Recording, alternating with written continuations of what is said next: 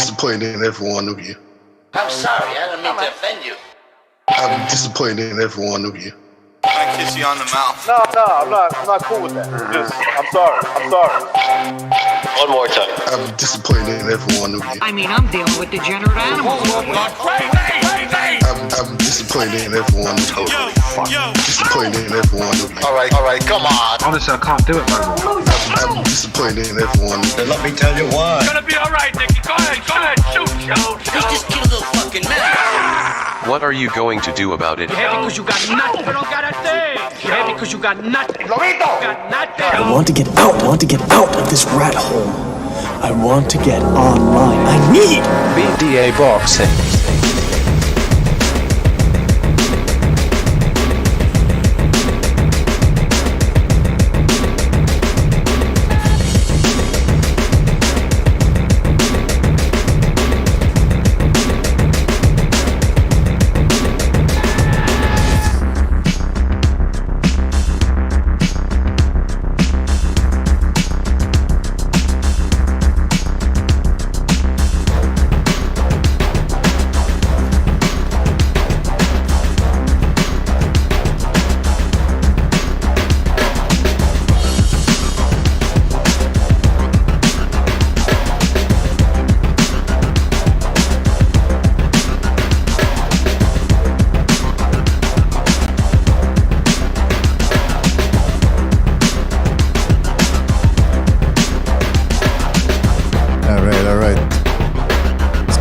Started.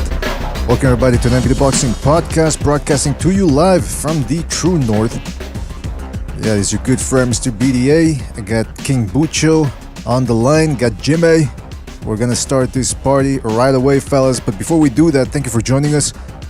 Really nice summer day right now here in Montreal. Perfect day for a stream and then out for a nice little stroll. Why not? Let me tell you something, fellas. I want to thank everybody for being on here. We're doing another show, post-fight show. We're going to talk about Lomachenko's performance against Nakatani, Tank Davis, Erickson Lubin, some of the drama going on with Nonito Donaire, and a little more. We might be opening up, or probably will be opening up the phone lines in about half an hour, but I really do want to get a lot of work done here in terms of what's going on in boxing. And shout out to everybody in the chat room. Dead Game, Kyle L, Jesus M, Official Scorecard Boxing, GB Guthrie, Jay Perez, Boxing Fairy Tale, Iceman, and many more to come, I'm sure, fellas. Thank you for joining us. Don't forget to hit the like button. Really helps us out. Don't forget to subscribe if you haven't done so already, and all that good stuff. And if you get a couple of shekels that you can wire our way via the Super Chat feature, that also works out tremendously. But of course, the most important thing is that you continue to support us by spreading the BDA gospel. All right, fellas?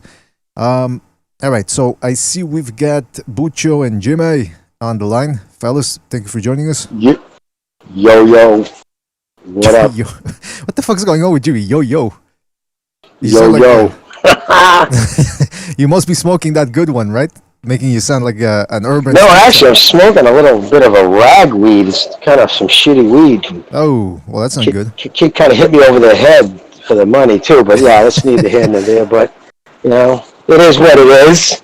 Every day above ground's a good day. We got to talk some boxing, so hey, it's better than a stick in the eye. There you go. That's the way. That's the spirit, man. Listen, we had the Lomachenko Nakatani fight and Davis Barrios fight. We talked a little bit about it last night. I suggested we do it again because I mean there were significant fights.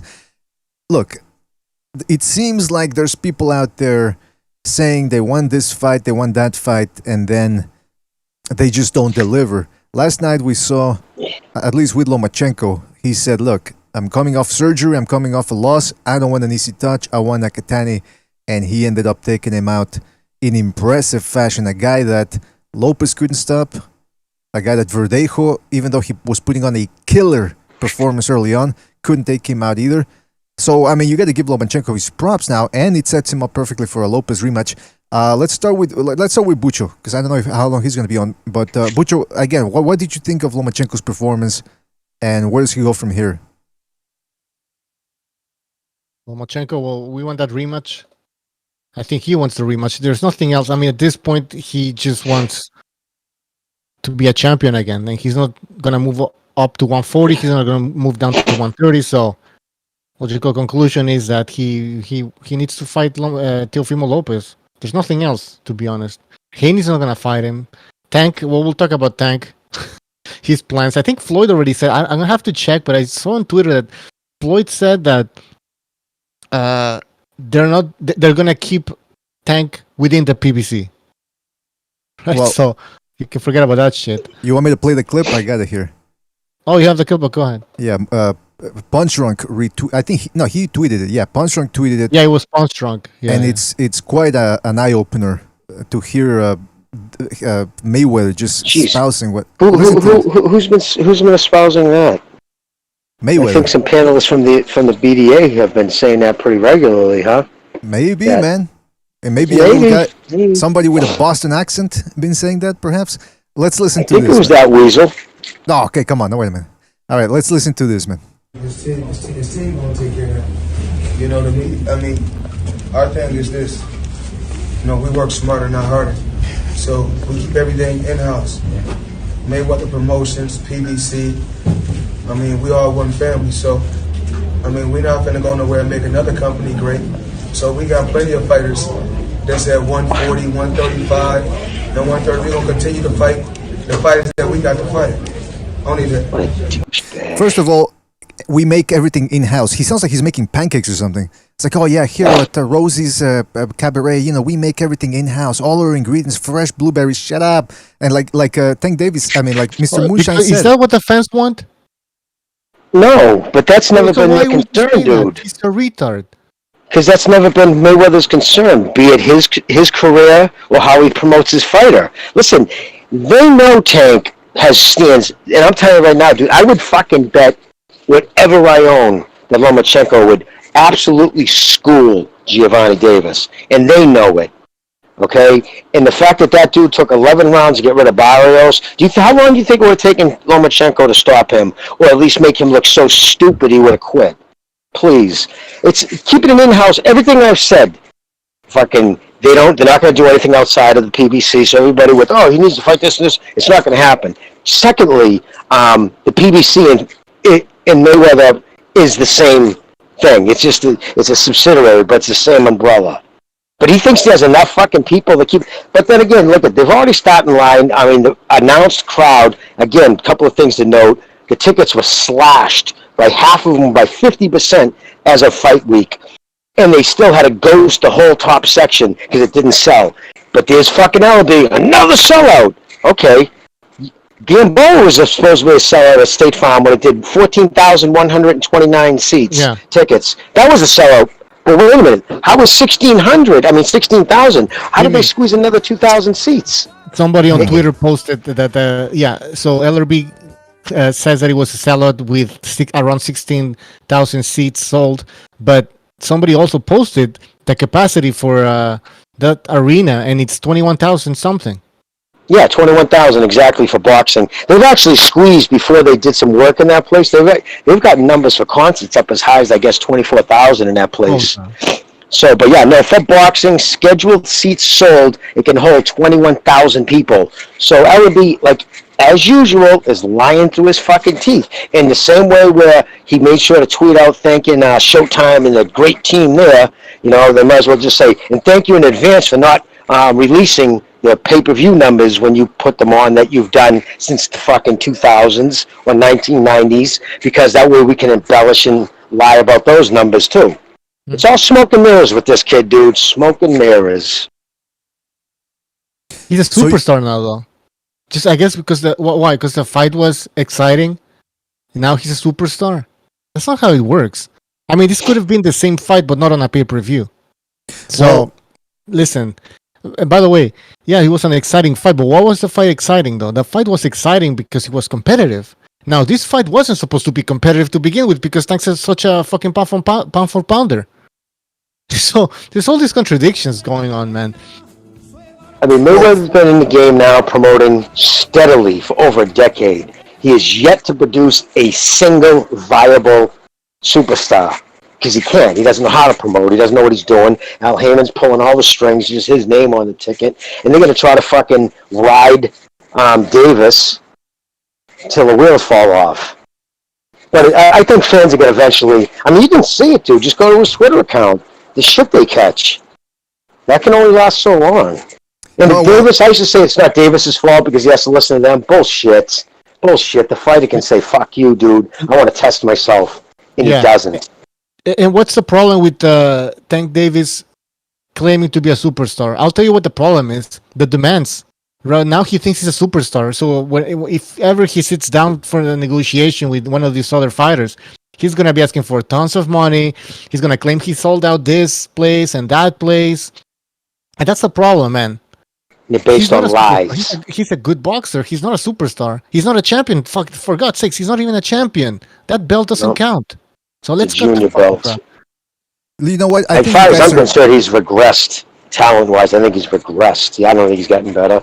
I think you guys are missing the fact that Tank Davis is Leonard Ellerby's barber's favorite fighter. He also made a school teacher that she said she said he's favorite fighter. But in all seriousness, though, you guys are making excellent points. And may I also say that the most worrying thing for Tank Davis, at least from my perspective, is exactly what you said, Jimmy. The fact that Mayweather just said it outright. We want to keep things in-house. So let's take a look at that. What does that mean?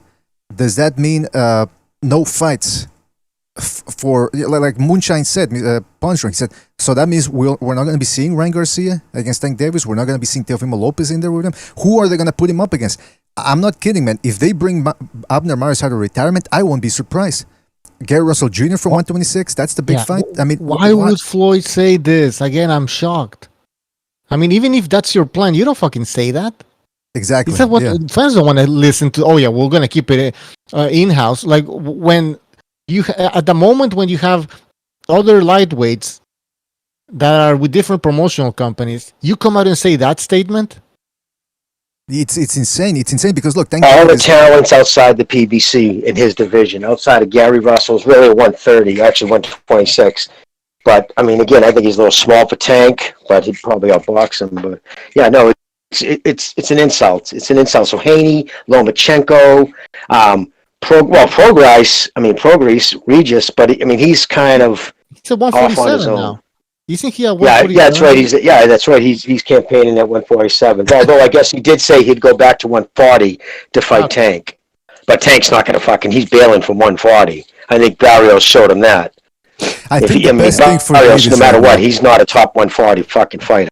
The best thing for Davis right now is get himself some proper representation because his career is stalling bad. I mean, look, I give him credit for the Battles win. I said it before the fight. I said, look, Battles is a tricky fighter, taller, fast, good right hand, and Tank Davis took him out. If he wants to continue with the momentum and he wants to make great things in his career, he's got to fight somebody. Because let me tell you, his fans can say all they want about he getting paid. You know, he's not. What did Mayweather say? Easy work or smart work, not hard work, something like that. We work smarter, not harder. Meaning, again, it's all about money. I mean, look at how they promote him. Look at the nebulous terms. You know what I mean? They say most exciting, fourth largest ticket seller in America. It's like, dude, you know what a superstar is? Isn't someone who sells 14,000 tickets in one of the blackest cities in America, which was smart on their end. You know what I mean? They're going where, they're going to get the most fucking love for the kid. But, put him in Vegas. Let's see the numbers that he pulls.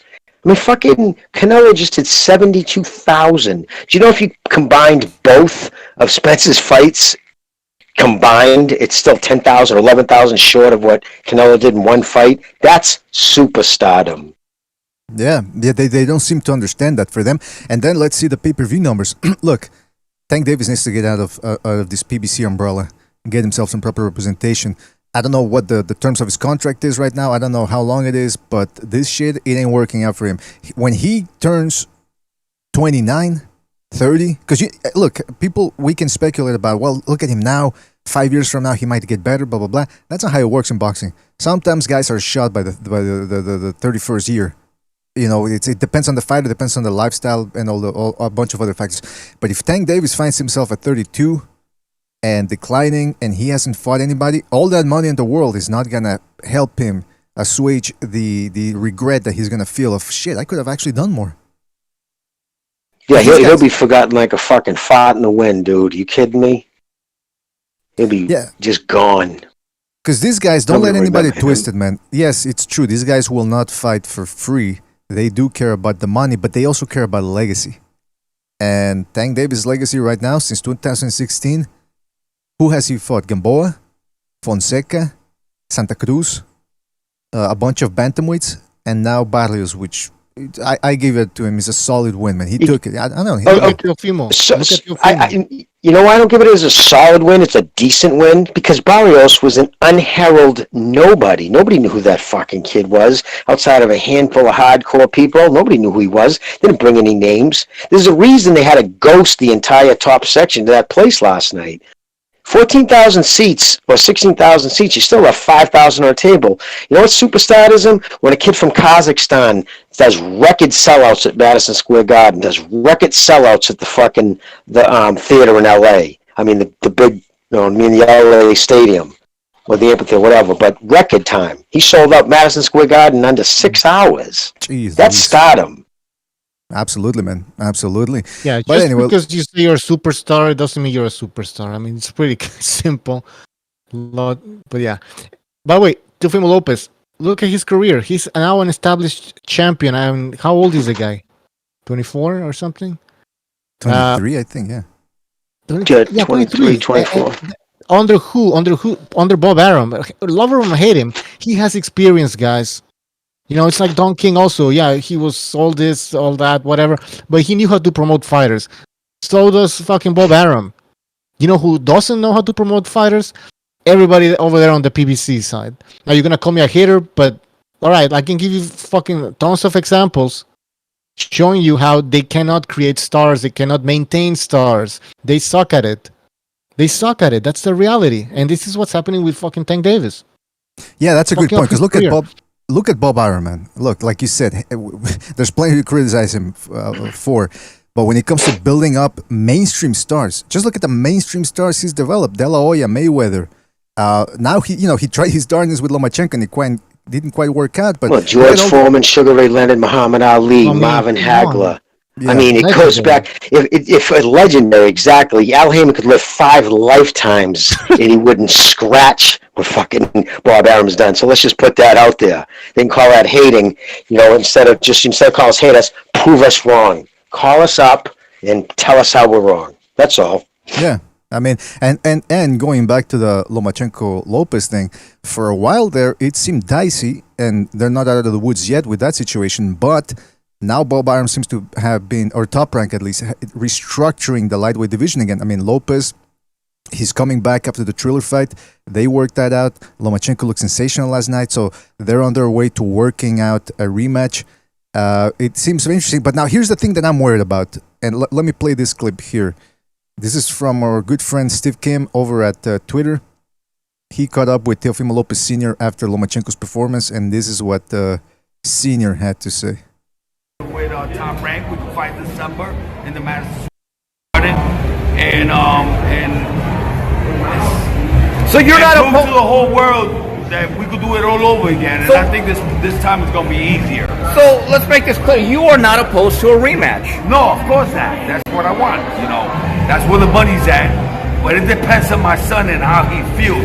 Remember, we've been in this shit for fucking more than 7 years at 135. My son got to move up to 140, and I know Lomachenko's not going to go to 140.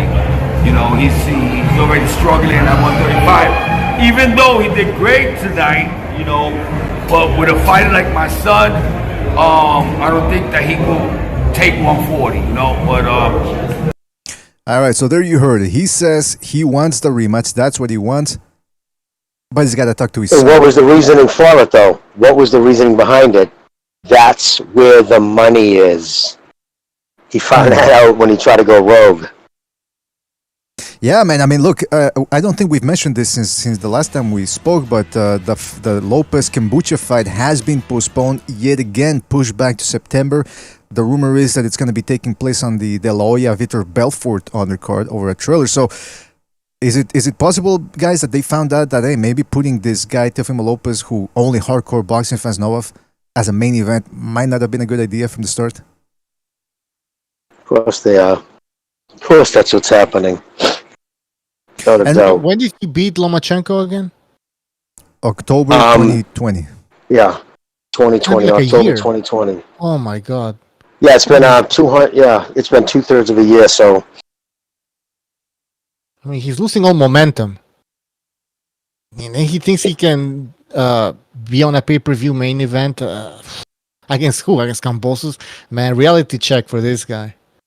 Reality that check. thing's gonna be a The dog. money's with Lomachenko. The money's with, and this is actually, now that Lomachenko destroyed Nakatani, it brings back a lot of interest for this fight because a lot of people claim that Teofimo Lopez walked through Lomachenko, whooped his ass. They use that word, whoop. They love to love that word. Oh my god.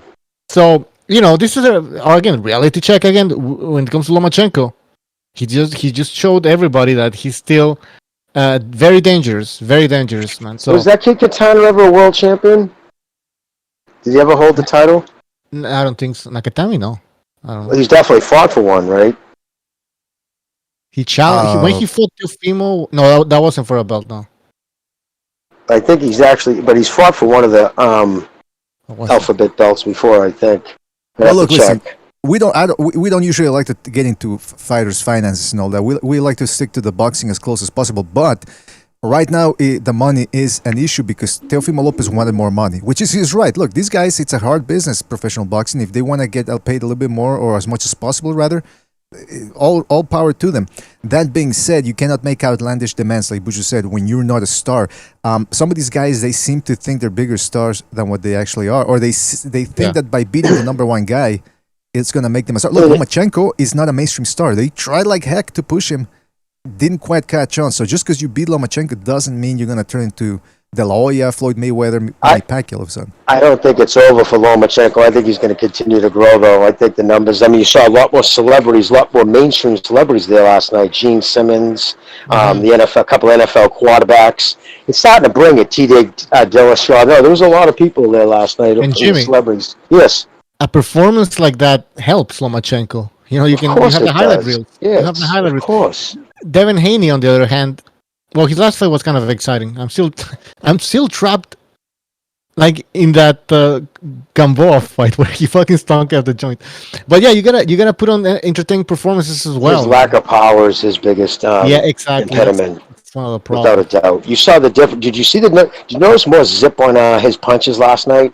I understand that kid Nakatani's worn and shit, but he's still a tough kid. And those body shots, he was ripping body shots and it was weird. He waited until a certain point until he saw something. Then once he started attacking the body, he really started attacking the body. And the way his footwork, his spinning him, to spin a professional fighter like that, to make him look like a fucking amateur, is just crazy. The balance he has. And he works in those zones. He know what it is, comes down to. I mean, I watch that shit in super slow. He understands body dynamics. He understands body movement. He just knows in certain positions when he's near somebody, there's just nothing they're going to be able to do to put any mustard on a punch in that position. And he's learned to work in those areas. And that's what makes him so dangerous. And his fucking weird foot movement, that stutter step coming in and stutter step coming back one round, his double step coming in. Because we know you're boxing. I know I always did. I would always try to look at everything until I got too close, and it's the chest, between the chest and eyes. But you're trying to look at their feet. You're trying to see which way they're walking. You know what I mean? All those little things. And, they kept pushing. Bradley kept saying, and Ward kept saying, that's the fight within a fight. That's mentally exhausting for a fighter. That's right. I can't stress that enough. That hand movement, that shit he's doing, because then he starts getting you. And I know. I would hate to get like that kid in a boxing match. Well, you know what? People I get tired thinking about it. Yeah, the thing people forget, and I think we touched up on this on Friday before the fight, which was that, look, people forget Lomachenko is a pretty good finisher and aggressive fighter. Look at how many stoppages he got. People got fooled a little bit by the Pedraza and the Campbell fights, but those guys almost got taken out. That's number one. And number two, those guys were trying to give Lomachenko a taste of his own medicine. Nakatani, he shared the height, just like Campbell and Pedraza, tall dudes, but those guys are actually better technically, and they were able to survive. Nakatani, for as tough as he is, you think about it. When all we talk about a guy is, wow, he's tough, what does that tell you? Means there's not much else going on for him, and Lomachenko made him look like a guy. And even then, though, you got to give Lomachenko credit, because there were a lot of people saying, hey, Nakatani's got a chance in here. Maybe Lomachenko... that was the fucking undertone tone on Twitter for a while was, oh, that's crazy. Because everybody used to everybody else. Name another fighter coming off a loss would have taken on someone like that. They would have taken on some fucking mush cakewalk. You know what I mean? But again, Lomachenko does it because two things. Legacy is important to him, that I'm finding out more and more is more European Americans just don't seem to care about it anymore, about their legacy. And he understands steel sharpens steel. He takes on fucking mushes. It's just going to give him bad habits. Hey, by the way, listen, I wanted to say what about real quick too. You mentioned an important word. You said this is a business, right? And it's no different from boxing, no different from any other business. It's about supply and demand. You can, like, Chris Shields can say, I want $2 million, but when you get 500 people showing up to your fights and 90,000 people watching, it doesn't equate. That's like saying, oh, I got this bag of M&Ms. I'm going to put it online for $38. You guys think I can get it? You know what I mean? You can ask for it. Doesn't mean it's, wanted or deserved. Mm-hmm. Yeah, exactly. I mean, look, I wish money and all that wasn't an issue and the best fights could just be made right away. But it is what it is. It's a business. It's show business. Show me what you got. And if you ain't got something that people are interested in, unfortunately, you get. I mean, look, Wink, you're right. He was a guy that was good, very tough, but he just wasn't setting the world on fire. And it took him a while.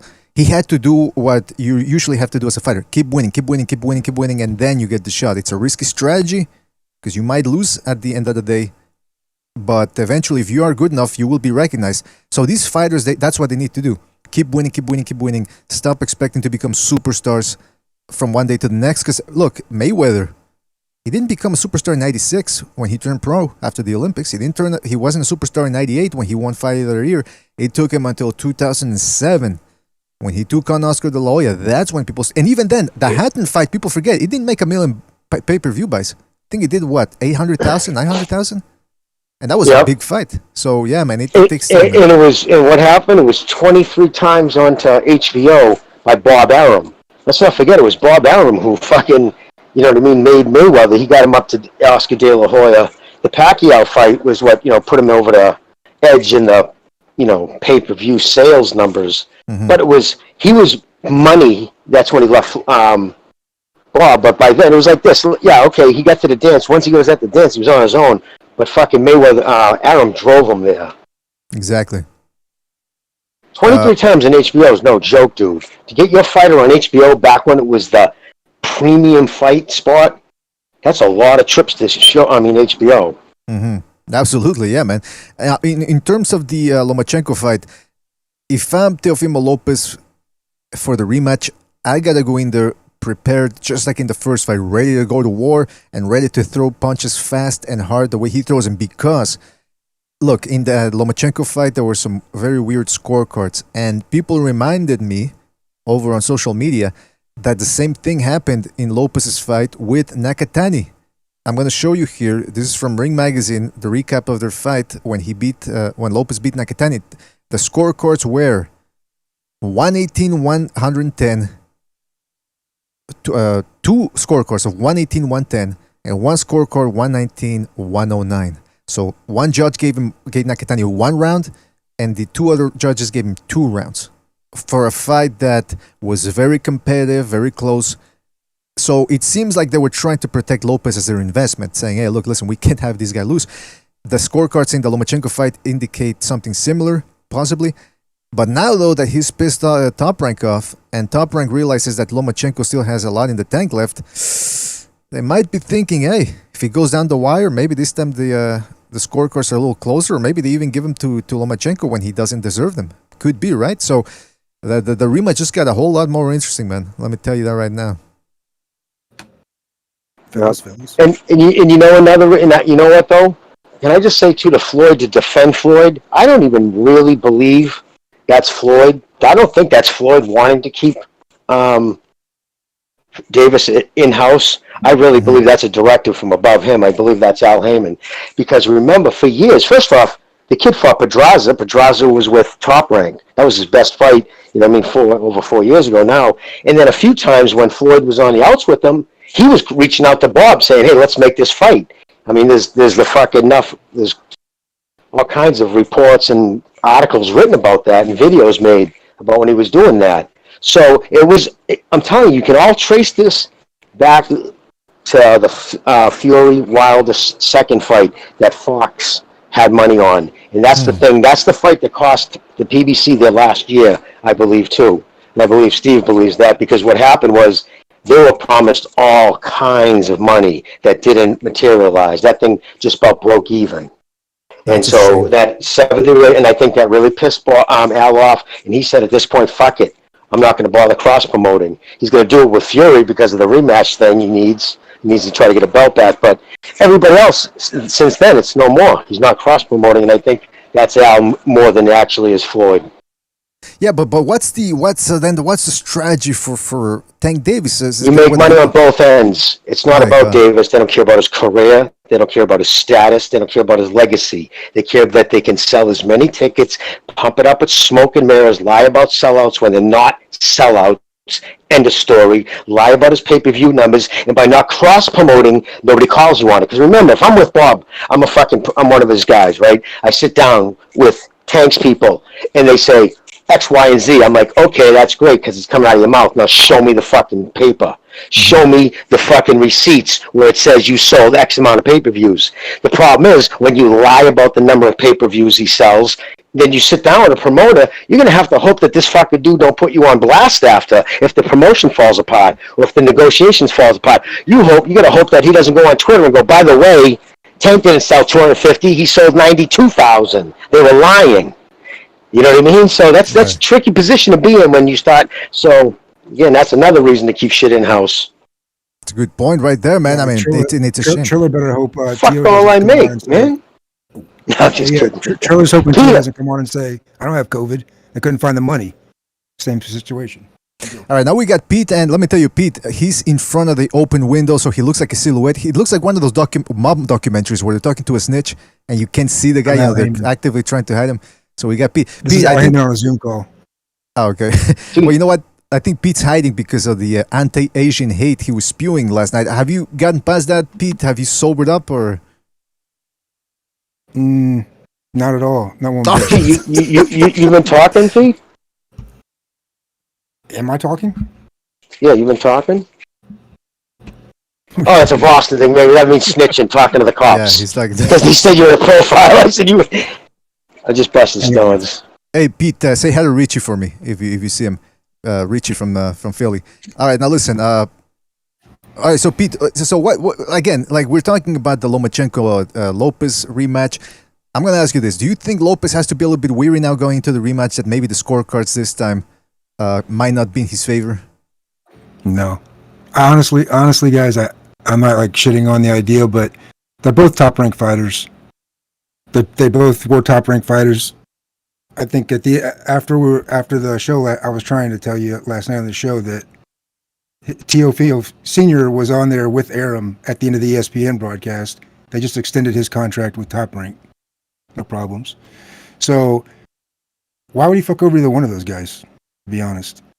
Well, no one's got to worry about that. The judges were out of line last time, like you and I were talking about. I forgot how far out of whack those scorecards were from the first fight. Not that it mattered, but these judges are out there. What are you going to do? But these guys are a lot of shit going on in that ring with a fight like that. So who knows what the fuck they're looking at? But I don't think either one. It would be a pay-per-view. It'll be a pay-per-view. I can tell you that. So the first one could have been. I would have paid for the first one. The second one will, because then there's a couple of reasons behind that. Last night, did you see they didn't put that on regular ESPN? You had to have the app to get it. That was kind of Bob's way of saying, okay, buy the app.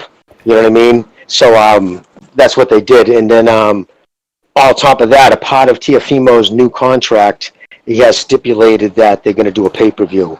And who else are they going to put a pay-per-view on against? That's at 135. All this shit, at the end of the day, someone's got to, the advertisers are going to pay for it on ESPN, or you're going to pay for the $5 app, or DAZN's going to, whatever. I'll pay for it. We got to pay for it regardless, you know what I mean? So it's worth the pay-per-view. The rematch should have happened. They're the two best guys in the division. Yeah. My theory on the pay-per-view, though, dude, it kind of sucks when they tell you to pay $99 up front and then $5 a month, I believe. And then on the premise that you're getting rid of the pay-per-view model, and then 2 years later, well, we're gonna do it for this one. Oh, but we're gonna do it for the Tyson Fury one too. It's like, wait a minute, that's not what you told me when you hit me up for fucking the cash. You know what I mean? So it does kind of piss me off a little. The Plus part is annoying. Yeah, the Plus app is annoying. I agree with that. It's either put it on or don't. Exactly. But we did order one time. I was in charge of it. It's simple. You just download the app and pay for the fight right now, $80 or whatever, and you're done. You don't have to subscribe like that. It's simpler than that. It's a process, but it's still, But then look what ends up happening. Though, see what he did. I think a lot of people were doing that or planning on doing that. That's the reason last night was behind the paywall. You couldn't watch that on regular ESPN. You had to have the app.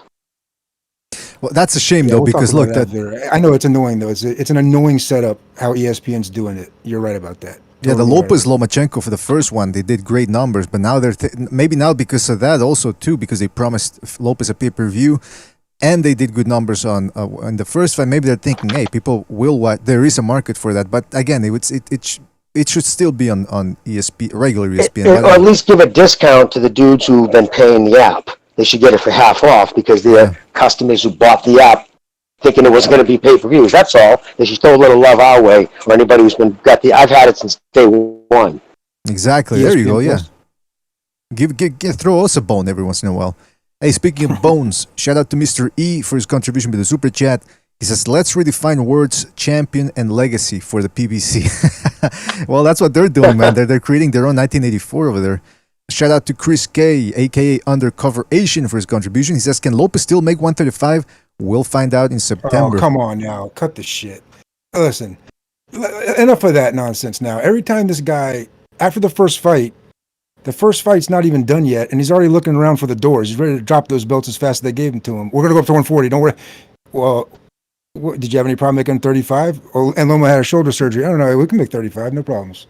And then last night, as soon as the Lex Luthor, that ref, was done stopping that fight, we gotta do this quick because listen, he can make 35. He only has a problem making 35 and wanting to go to 40 when we're talking about certain fighters, if you know what I'm saying. Sure, yeah. Give him his asthma medicine. He'll make 135 fine. Trust me. Well, he was going to make it against Kambosos, no problem, right? Exactly. Triller's going to pay him $6 million. Pay him what I'm worth. Bob's fucking me. Pay him what. Yeah. So Triller came in with a shitty number because they don't know what they're doing. They bid too much, right? They overbid. And then come down to time for fight night. Someone got COVID all of a sudden. I think somebody fucking doesn't know how to bid. They overbid by about $3 million fucking dollars. That's almost like too much. I want Triller strike that bid. Yeah, I want Triller to open up the books, man, because people have been saying that there's something shady going on. There's something shady going on over at Triller too. The people have been speculating. And they hired Lampley. That's probably $500,000 to pull him over. My point is though, that's their business. I don't want to see their books. I'm saying like, I don't care. Listen, I get my 20%. Y'all have fun. Enjoy Metallica. Peace. Enjoy your 50-year-old Jennifer Lopez too. By the way, fellas, but the problem is though, the problem that pisses him off is that he's a fucking promoter. He bids what were the numbers? He bids 3.2 million. Eddie Hearn bids 3.5 million, and these jerk offs come in with 6 million, 6 point whatever million. Like when you see those bids come in, you got to know. Yeah, you got to know. Like, all right, this is abnormal bid. That's like almost like terms. If you bid a construction project like that, you go, whoa, who the fuck is... It's almost like, let's rebid this thing. Something's wrong here, right? It's probably hedge fund money. The same thing that, if they finance all those left-wing... They don't care. They don't care if they're going to lose money. It's a tax shelter for them. But I think that whoever's behind the Triller thought it was going to be big. I read up on Triller. I had to figure out who they were. The point is, though, that they overbid by so much that when it came down to it, my opinion, that fight didn't happen because on that particular purse, that $6 million part of it, we got Metallica over here, we got Lampley over here, Snoop Dogg's over here, everybody's high, Oscar's wasted. There's a guy that said J-Lo? Sign on. Who? Great J-Lo. Someone said J-Lo? They looked at it, they said, look, we're not going to deal with the $6 million. It's going to be a problem. They try to renegotiate with whoever, either TO or PBC. Kambosos, and they said, "Look, let's get rid of this fight off the card." Now, let me tell you this, man. We're getting a lot of phone calls here. I didn't expect that today, but we'll get to the phone calls, fellas. If you're on the phone, please talk as close to the mic. Shit. Please talk to as close to the mic as possible, and let's try to make this snappy, all right? Try to get to your point succinctly, and that way we can continue cooking, as they like to say in other podcasts. All right, let's go to 267. 267, you're on the air. 267, what's on your mind? What's up, guys? How you doing? It's Philly Irish Drew Evo, and I want to talk about the Teofimo and the Triller fight. Go ahead, yes. But here's the main problem.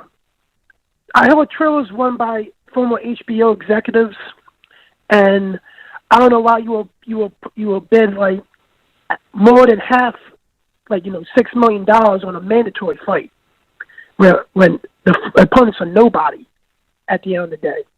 He's not well known in the United States. And the other thing I have a problem with is after every fight, Triller has a musical performance. Hardcore boxing fans don't want to see that performance. They want to get on to the next fight, or at least see a movie or a story thing about how the next fight happened and everything. And that's the thing. I don't even think Triller's going to last long because mainly they're making bad business decisions already with this post bid. And now they couldn't even sell out the Hard Rock Stadium because of what? Because nobody's going to buy a fight that they don't know about the both fighters in. And the pay-per-view numbers are going to be low as hell. I probably don't even think they're going to do 500,000 pay-per-view buys. They probably won't even do 100,000 pay-per-view buys. But you're absolutely right. But I look at it like this. I think in this rematch with Teofimo Lomachenko, it's going to be a hell of a lot different. I think Lomachenko is going to school Teofimo this time. If he's going to start from the get-go, and I don't even think Teofimo is going to win that many rounds. Oh. And you're going to see that this was the Lomachenko we were supposed to see against Teofimo, not the Teofimo the way he was in that fight. And the scorecards were BS. I've had a 7-5 Teofimo. People were telling me it was 9-3, 11-1. I don't know how the hell you get 9-3 and 11-1, where Loma was literally fighting Teofimo one-handed for most of that fight, and he was even getting to him. So, I don't understand. And Loma has the best footwork in boxing, hands down. Last night I saw that fight, he made Nakatani look like a complete amateur. That's true. And Teofimo had problems with him. Listen, the rematch just got a whole lot more interesting. And like you said, the Triller, who knows how long they're going to last. I mean, they're making bad decision after bad decision, burning money. They're not exactly the zone. So, caller, thank you for your call, man. Excellent points. We got to move on, but call back on the next show. All right, man? All right, later. All right, take it easy, man. Thank you for your call. Yeah, good points. I mean, and the rematch is very juicy coming in, the Lopez rematch. Let's go to... No, he was a good caller. Absolutely. 447, you're on the air. 447, what's on your mind? Hey, BDA, it's Kenshiro, man. How you doing? Oh, Kenshiro, doing good, man. Thank you for calling. Kenshiro, what's up, buddy? How you doing, brothers? I've watched the... well, to be fair, I've watched the Loma and the Nakatani fight this morning on somebody's YouTube channel. They copied from ESPN. It was just too late for me because I had work in the morning. But when I saw the match, it seemed to me Loma seemed to be getting back to his old ways of Lomachenko. The way he was boxing, moving, hitting, and he completely different from the first fight of Lopez. And with Lopez now, somehow getting the COVID again, and I'm wondering the father's probably now worried, saying, "Oh, hang on, Loma's back." If you think about it, from the first fight, Lomachenko had surgery. And there was time to heal up, blah, blah, blah, train for Nakatani. Lopez still hasn't had a fight yet. And, what's Lopez's excuse? And I think the father sees that the cards could be on the horizon if Loma fights Lopez. I mean, I reckon if Lopez stays at 135, it's just to fight Haney, and then he's going to jump at the boat as soon as he can. It's a good point, man. Yeah, that's true, though. If Lopez fights if he gets past Kombucha on September, and Lopez Sr. told Steve Kim that we played that clip where he says it's got to be this year, the rematch. That means it would be September. At the latest, the rematch would take place in December. Is that ample time for Lopez to recover, especially if the COVID hits him hard or hit him hard? You know what I mean? So, interesting. Very It interesting. also depends if Lopez wins the fight quite quickly. Like, you know, when Conor Benn had his last fight, I can't remember the Hispanic guy's name, but, you know, he finished him in round 1 odd. So, obviously, Conor Benn's still fresh, no injuries. So, if Lopez does finish the fight, you know, very quickly, for example, well, what excuse has he got? He can get back in the gym straight away, and they can both organise a match straight away. That's a good point. That's an excellent point. Hopefully, that's what happens. Hopefully, we everything works out the way the fans want. But at the same time, if Kombucha wins, that's because he's good. So we'll see what happens. Kenshiro, thank you for your call. We got to move on. Call back next time, right, man? Take it easy. One last thing. I'm going to post on your Twitter account of me promoting your channel, and today on another boxing channel. So I'll post on the your Twitter account, man. Yeah. Thank you, Kenshiro. Really appreciate that, man. Rock out with your cock out, man. Take it easy. Stay safe, guys. Thank you. Bye. You too, man. All right, let's go to 832. The Colonel. Hold on a second. 832, you're on the air. Yeah, we can hear you. 832. What's on your mind? You can hear me? All right. Yeah. What Jimmy was saying about the Gervonta Davis is very true, man. Like, he's not a superstar by any stretch of the imagination, but I don't know. Like, to be honest, though, I do think Gervonta Davis has somewhat of a chance against Lomachenko. Just, I don't know. And Teofimo Lopez, and I mean, he looked good last night. I ain't gonna cut, like, but at the same time, I don't know. It could be that look the way I don't think Lomachenko has gotten necessarily better, but I do think that stylistically it was a great matchup for him last night. So, I don't expect too much different in this if they have a rematch. If Lomachenko has a rematch with Teofimo Lopez, I don't know if y'all feel that way or not. How do y'all feel, fellas? Anyone want to field that question? He says, I didn't catch what. Yeah, repeat it. He says, do you think that Lomachenko? He doesn't feel like Lomachenko really got better. Okay, so there's a lot of noise. There's a lot of noise in the back. Yeah. He doesn't feel that Lomachenko necessarily got better, and that if the Lopez fight happens, he doesn't see Lomachenko changing much. What do you fellas? Well, Jimmy, you want to say something? Yeah, I mean, I can address that. Where I disagree is clearly. I mean, I don't think there was anybody who watched that fight in the first 6 rounds wasn't yelling at the TV like, what is he doing? By the 4th round, I was like, he's got an injury. Something's wrong. Something's definitely wrong with his right side. He's not. So in his mind, he was protecting his shoulder because, you know what I mean? I've had bad shoulders, and you try not to hit people a certain way in hockey when you have a bad shoulder because you can pop it back out. And when you start doing shit like that, when you start doing anything that takes away from just the flow of your game, it fucks shit up. So without a doubt, that Lomachenko with the surgically repaired shoulder, who was comfortable throwing and dipping and throwing from certain angles that might have thrown his shoulder out. I mean, we'll put it this way. When he decided saying, fuck it, there's only a few rounds, let me do my shit.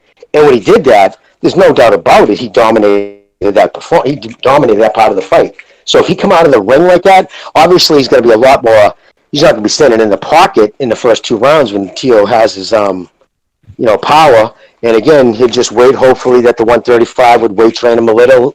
And even if he can make the weight, the problem is you eat so much muscle getting ready for the fight, for that weight, that you just hit a wall somewhere around halfway through the fight. You just don't carry that power anymore. And then you could turn it on. So I think surgically repaired shoulder, and all things being equal, no, I think Lomachenko will win that on a unanimous decision.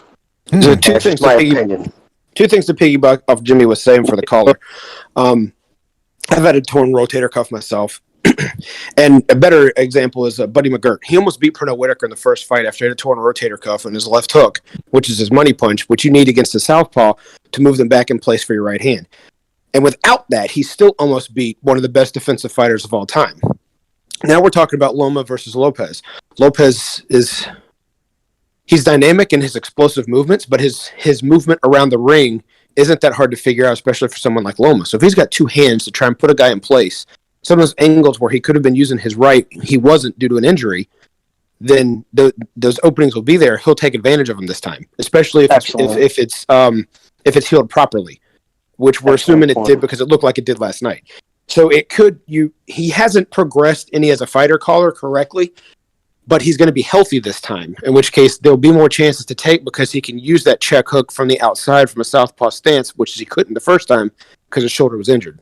So there are differences that can be made. We'll see if it can happen.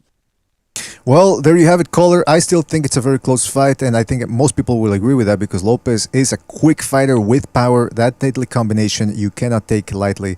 Look, here's my point, though. Here's my point. Like, do y'all still think that Lomachenko took it easy the first 6 rounds, the first half of the fight, the Teofimo Lopez fight? Absolutely. Absolutely. Nah, look, didn't take it easy, but didn't purposely use his right hand. This is my thing, though. Lomachenko always it doesn't have to be half of the fight, but a lot of times. Look, put it like this, right? Let's say you're taking it like a math test or something, right? You don't want to just guess, right? But you do want to go for the right answer, right? So you do want to go for the nice shots. I think Lomachenko in those first 6 rounds, he was gathering information. That's what, you know what I'm saying? It's like you got to go through a process of where you got to find it, and that's what I felt. You're 100% right, bro. But someone like Lomachenko got that information. That data's figured out in 1 or 2 rounds. Exactly. No doubt about it. The less dynamic you are, and listen, Lopez, I said he'll go it'll be wall to wall, but is very fundamentally, sound, but he's not dynamic and he doesn't offer a bunch of different views. You know what I mean? He can figure out his timing. He's not a big feigner. There's a lot of things. So, it'll only take Lomachenko a couple rounds to figure someone out. Well, listen, caller, we got to move on. Go ahead, Pete. Go ahead. I'm saying it is a 50-50 fight going into the first fight. I think it is going into the rematch. Since the first fight ended, I'm looking for that rematch. The first and second best guy in the division. Let's see it. With regard to the first fight, to the caller, no one's saying took it easy like he, that sounds like he was purposely doing it. What I'm saying is what I saw, I thought was something abnormal. He's circling the wrong direction. He's missing the use of his front hand. And he usually takes 4 rounds to figure things out and turns it up from there. Problem is, when you're in the 7th round, you understand you've given away, you've lost more than half of these rounds. Therefore, I'm going, fuck, he's gonna have to knock him out now. I mean, this is absurd. He's gonna have to fucking knock him out now. We're in round 7 or 8, and in my opinion, he's down 6 or 7 rounds now. So what the fuck is he doing? So with the language, that's what we're saying. When I say took it easy, I'm saying I gave him just a second out of those first 6 or 7. I gave him a second. I mean, if you want to give him the second, we're still going into the 8th. And he was way down. Yeah. Well, listen, call it. It's simple math. The first one. One last thing. Just a quick question. Mr. BDA, y'all doing second Renaissance? We will be doing a second Renaissance within the next 48 hours, I believe. Yes. Yeah. And on Instagram, right? Do y'all check y'all's DMs? Because sometimes I run across things that are really interesting. I was like, yo, what if they was to cover this topic, or what if they was to react to this video? You know what I'm saying? Do y'all check your DMs or I don't check Instagram. I don't check Instagram, but I'll tell you what I'll do. Caller, next episode, because I want to start trying new things over Second Renaissance. We'll be doing some sort of an open format. So we'll I want new people in there to bring new information, things that we might have never heard of, like you said. So you're welcome to jump in, man. That'd be great. All right. Well, listen, caller. I appreciate you. Absolutely. Oh shit! I'm sorry. I thought I was muted. Don't worry about it. So check it out, caller, and we'll catch you next one. Good points. Listen, we don't know what could happen in the Lopez-Lomachenko rematch. It's not a wash for Lomachenko. Let's go to another phone call real quick here. 386, you're on the air. 386, what's on your mind? What's up, fellas? Glad to see Loma is back and fucking Matrix Reloaded. He was beautiful last night. He looked big. He looked healthy, punching hard. Dominated Nakatani. And let me tell you, I can see him going up to 140 now. I couldn't before. If Lopez bitches out of this fight, I could see Loma taking out some of the 140 champions easy. That guy was a fucking monster. His arms are too short, though, bro. That's the problem. His arms are just too short. He's just too You little. see how he gets It's on just the asking inside, too though, Jimmy? much. His father wants him to go back down to 130. I guess that's the talk out of the camp. Yeah, listen. There's a good fight for him there, too, with has the frame Davis. of a 140 guy, and Lopez does as well. Yeah, but Jackson, you got to keep in mind that Lomachenko's power, it worked here at 135 against Nakatani, but at 140 it might not be enough. He'd have to really put it in fourth, fifth gear, just turn it up another notch to overwhelm some of these guys. And we most of us here said it before the Linares fight. Look, the 140, that's really his limit. I mean, 135 is his limit, man. 140 it might be way too much for him. He's not exactly Pernell Whitaker in there where he can turn around some of these other guys. Josh Taylor is nobody's easy pick there, so I don't know about Lomachenko. Look, and he still has Lopez to get through if the rematch happens. So, yeah, Jackson. I mean, what do you think about BDA, the rematch? what I'm saying is, BDA. Oh, Yeah. go ahead. No, go ahead. It's your time. I was going to say, when you're fighting Lopez was pretty much a 140-pounder that night, and when he was fighting him with one arm, he did pretty well. And so my point is, like, he's already basically fought a 140-pounder who's top level, and he had one arm doing it, and he didn't get hurt or anything. And after last night's performance, I just put the two together, and I'm like, yeah, he can go to 140, and I don't know about Josh Taylor, but definitely some of the other champions. But then also, Jackson, but at the same token, if he was to say chase Lopez to 140, then that 140-pound Lopez that he fought at 135 will now be a welterweight. You know what I'm saying? He'll be coming in the ring that night at 154. Well, to piggyback off that, true. there are no more champions at 140. Taylor's got them all, but Tank's a paper champion. I want to address Tank later. I have pros and cons and good things and bad things to say about that, but he's not a real title holder there. Josh Taylor's is the only show in town, so there's nobody else to move up. Oh yeah, you're right, Jay. I forgot that Taylor had everything unified. I was saying, like, maybe I heard Pergraze, he's going up. Ramirez, I'm thinking Loma could definitely, because I don't know about you guys, he just looked more physically strong last night than he usually does. Like, I usually say he's slightly top heavy at 135, but I thought he looked stronger, strong, and he was taking punches well, and that impressed me. Absolutely, I agree with you, bro. I thought he did look strong, and I thought he took those right hands, took a couple to the head, and he took them without skipping a beat. Yeah. He's got an underrated chin, without a doubt. Absolutely, man. Absolutely. Well, Jackson, thank you for your See call. that neck, Jimmy? Yep. What's that, brother? Thanks, guys. Appreciate it. No, he asked I said, you. Did you see his neck? Oh, yeah, no, dude, Like, exactly. His traps, his neck, the thickness of his lower back. You could tell he was doing a lot of heavy weights. He's been doing a lot of heavy weights in the off season. He might eventually end up looking like me if he keeps up picking those heavy weights, man. You never know. It's something to hope for. He's got to be real lucky for that. No, yeah, absolutely. Absolutely, Jackson. All right, take it easy, man. Thank you for your call. Call back next episode, man.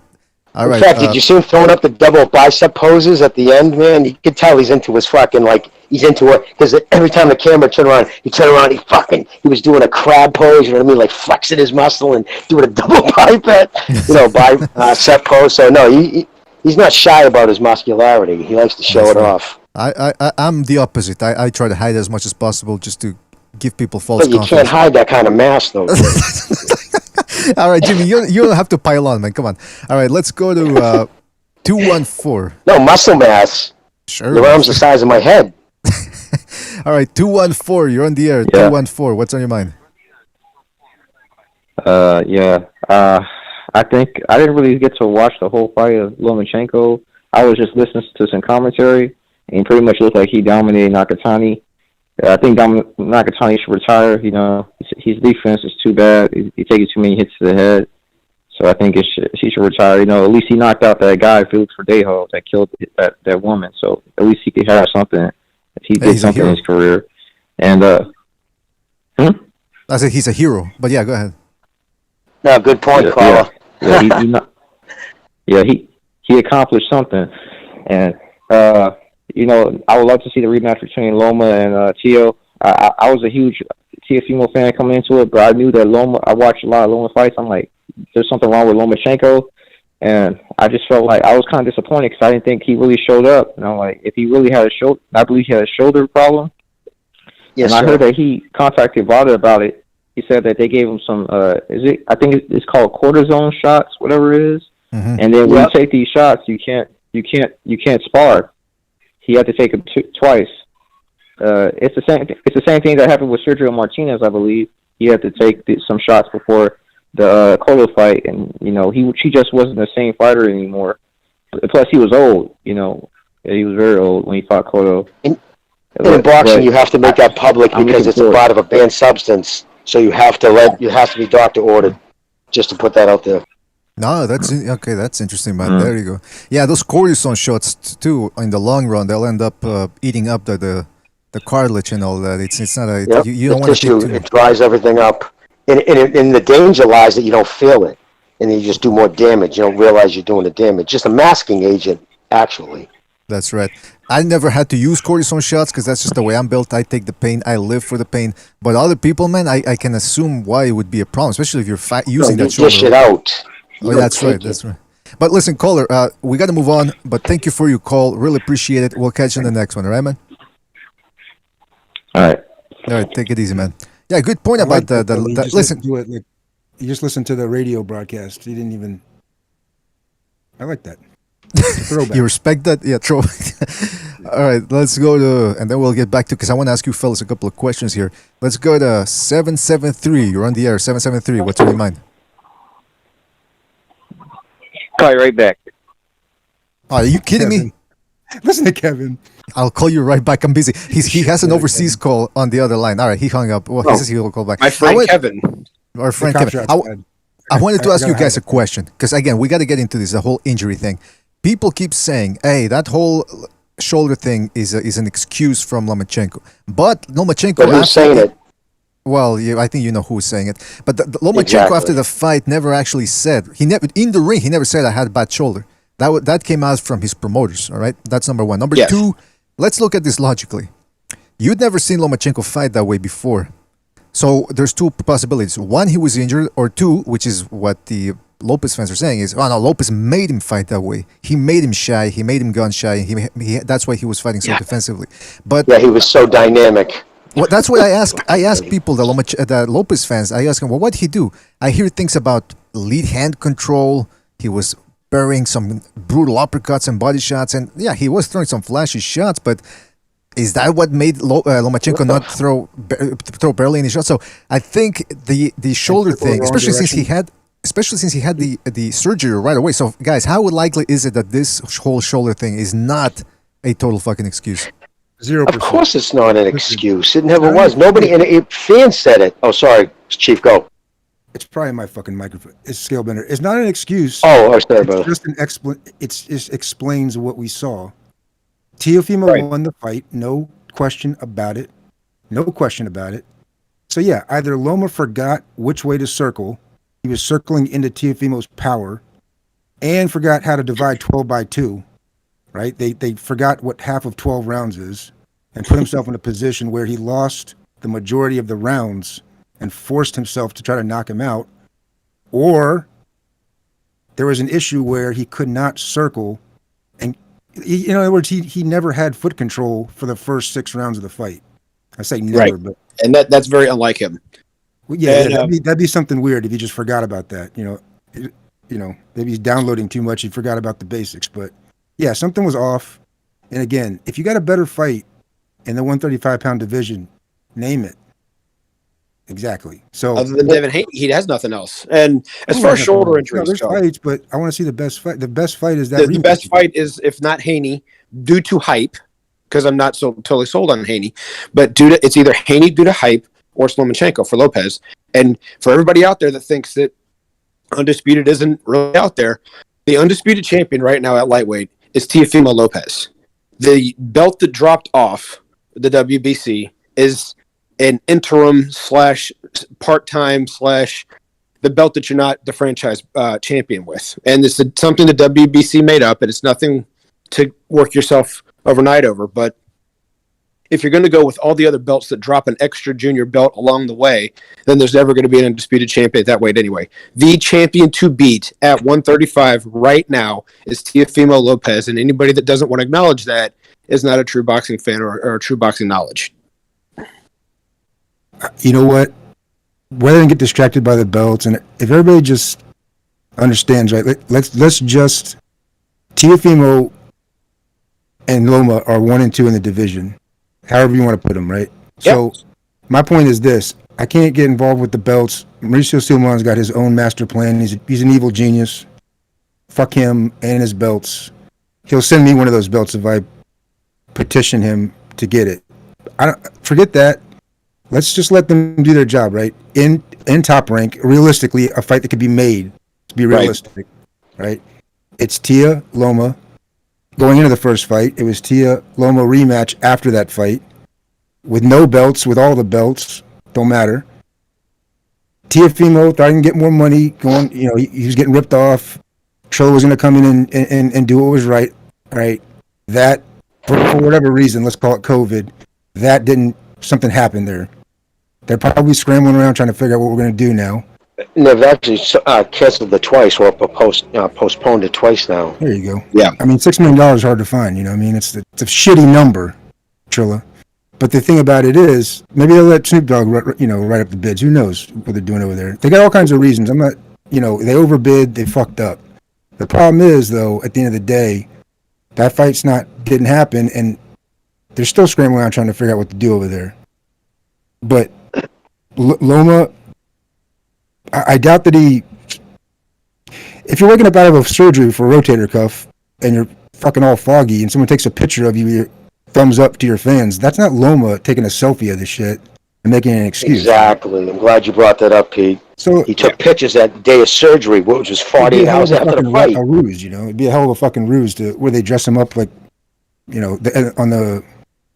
Like the same one they faked the moon landing on, and they fucking put him in a hospital bed. All right. Wait a minute. It's a narrative. It's just a narrative. Pete, the same thing with BDA when he said lead hand control. What the fuck is that? Okay, they make up weird terms to say you have lead hand control. Get the fuck out. That isn't even a thing. You can say lead foot, but not lead hand. So when we talk, BDA asked, is it somewhat of an excuse? Lead hand control. The people that are talking about making an excuse are the same ones that will say that Floyd had a bad shoulder against Castillo, and that was a legit reason, even though there was no doctor's note. But Loma and Manny were making up excuses on why they didn't win their fights because they actually had to have surgery on theirs. So Mark Breland drugged Weiler. So, I mean, at the end of the day, if you're not 100%, you have to live with that because you didn't pull out of the fight. And it is what it is. Correct. Tyson said it best when he lost to Buster Douglas. I still had one eye left if that eye was swollen shut.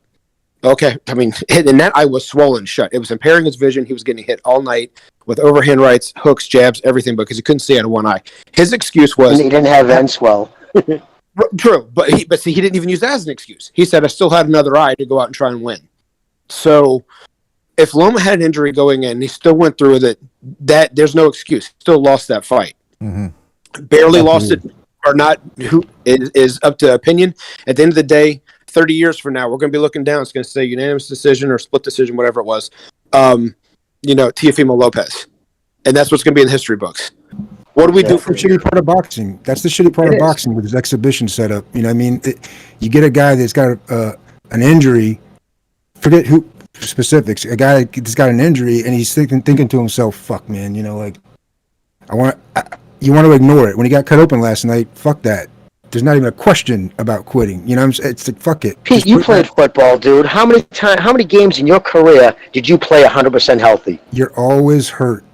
Always. You're always hurt. Now, if you're injured, get off the fucking field. But the point is, though, you got a schedule, a set schedule. You got backups.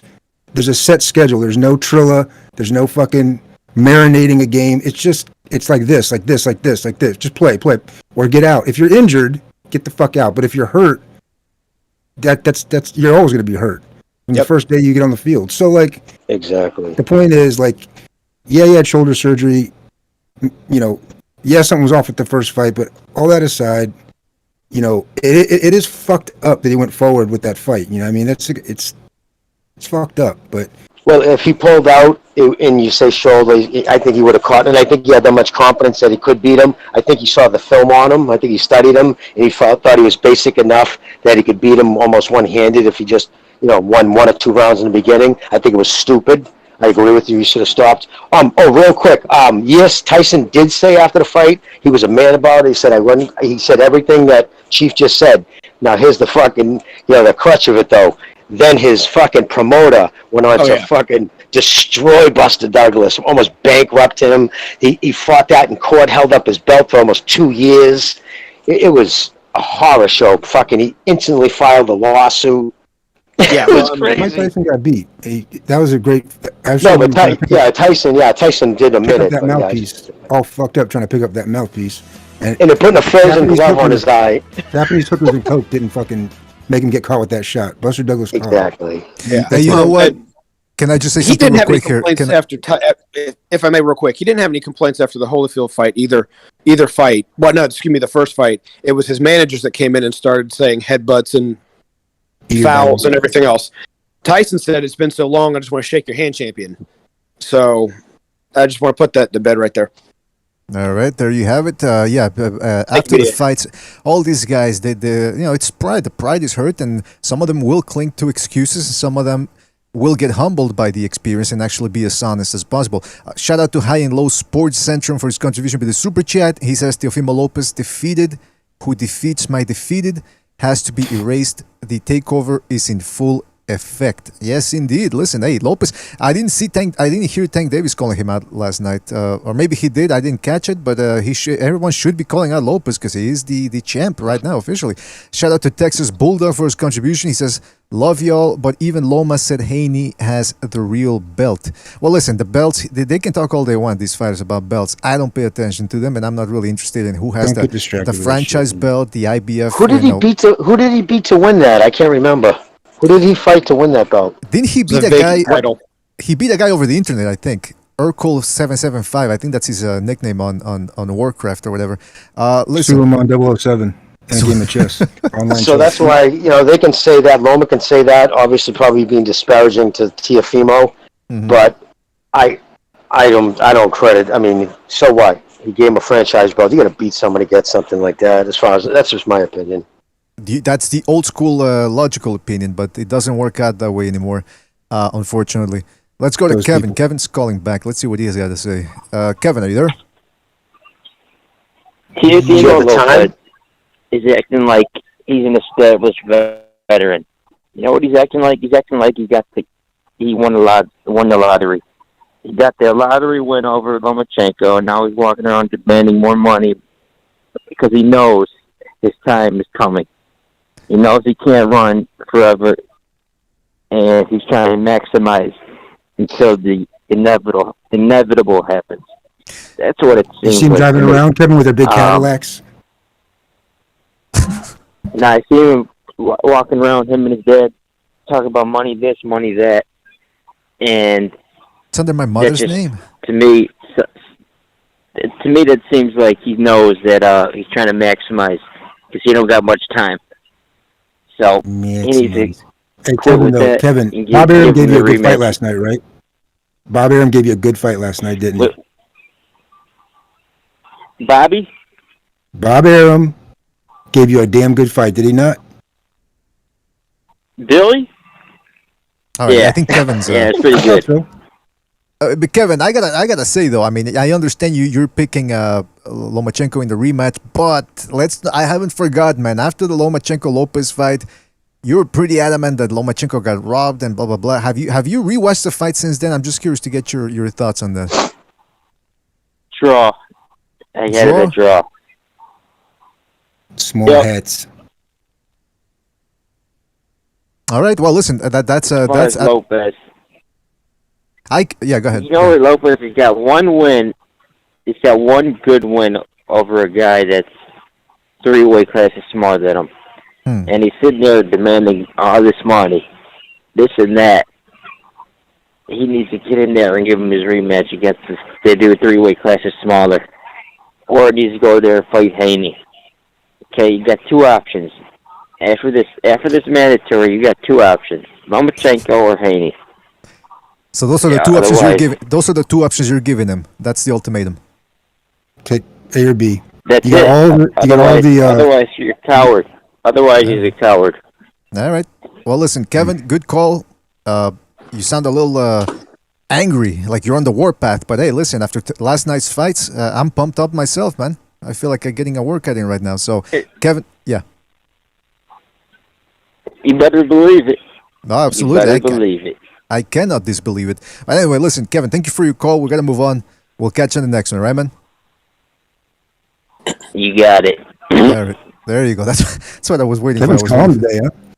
Well, like I said, last night he seemed to, maybe he got a little bit of partying out of his system, and that would explain the more subdued Kevin. But I gotta tell you, yeah, listen, this rematch has to happen, and whatever happens, I suspect we're gonna finally get some closure on it. I mean, if Lomachenko opens up and let's say he gets caught, well then that's it. It puts things to bed.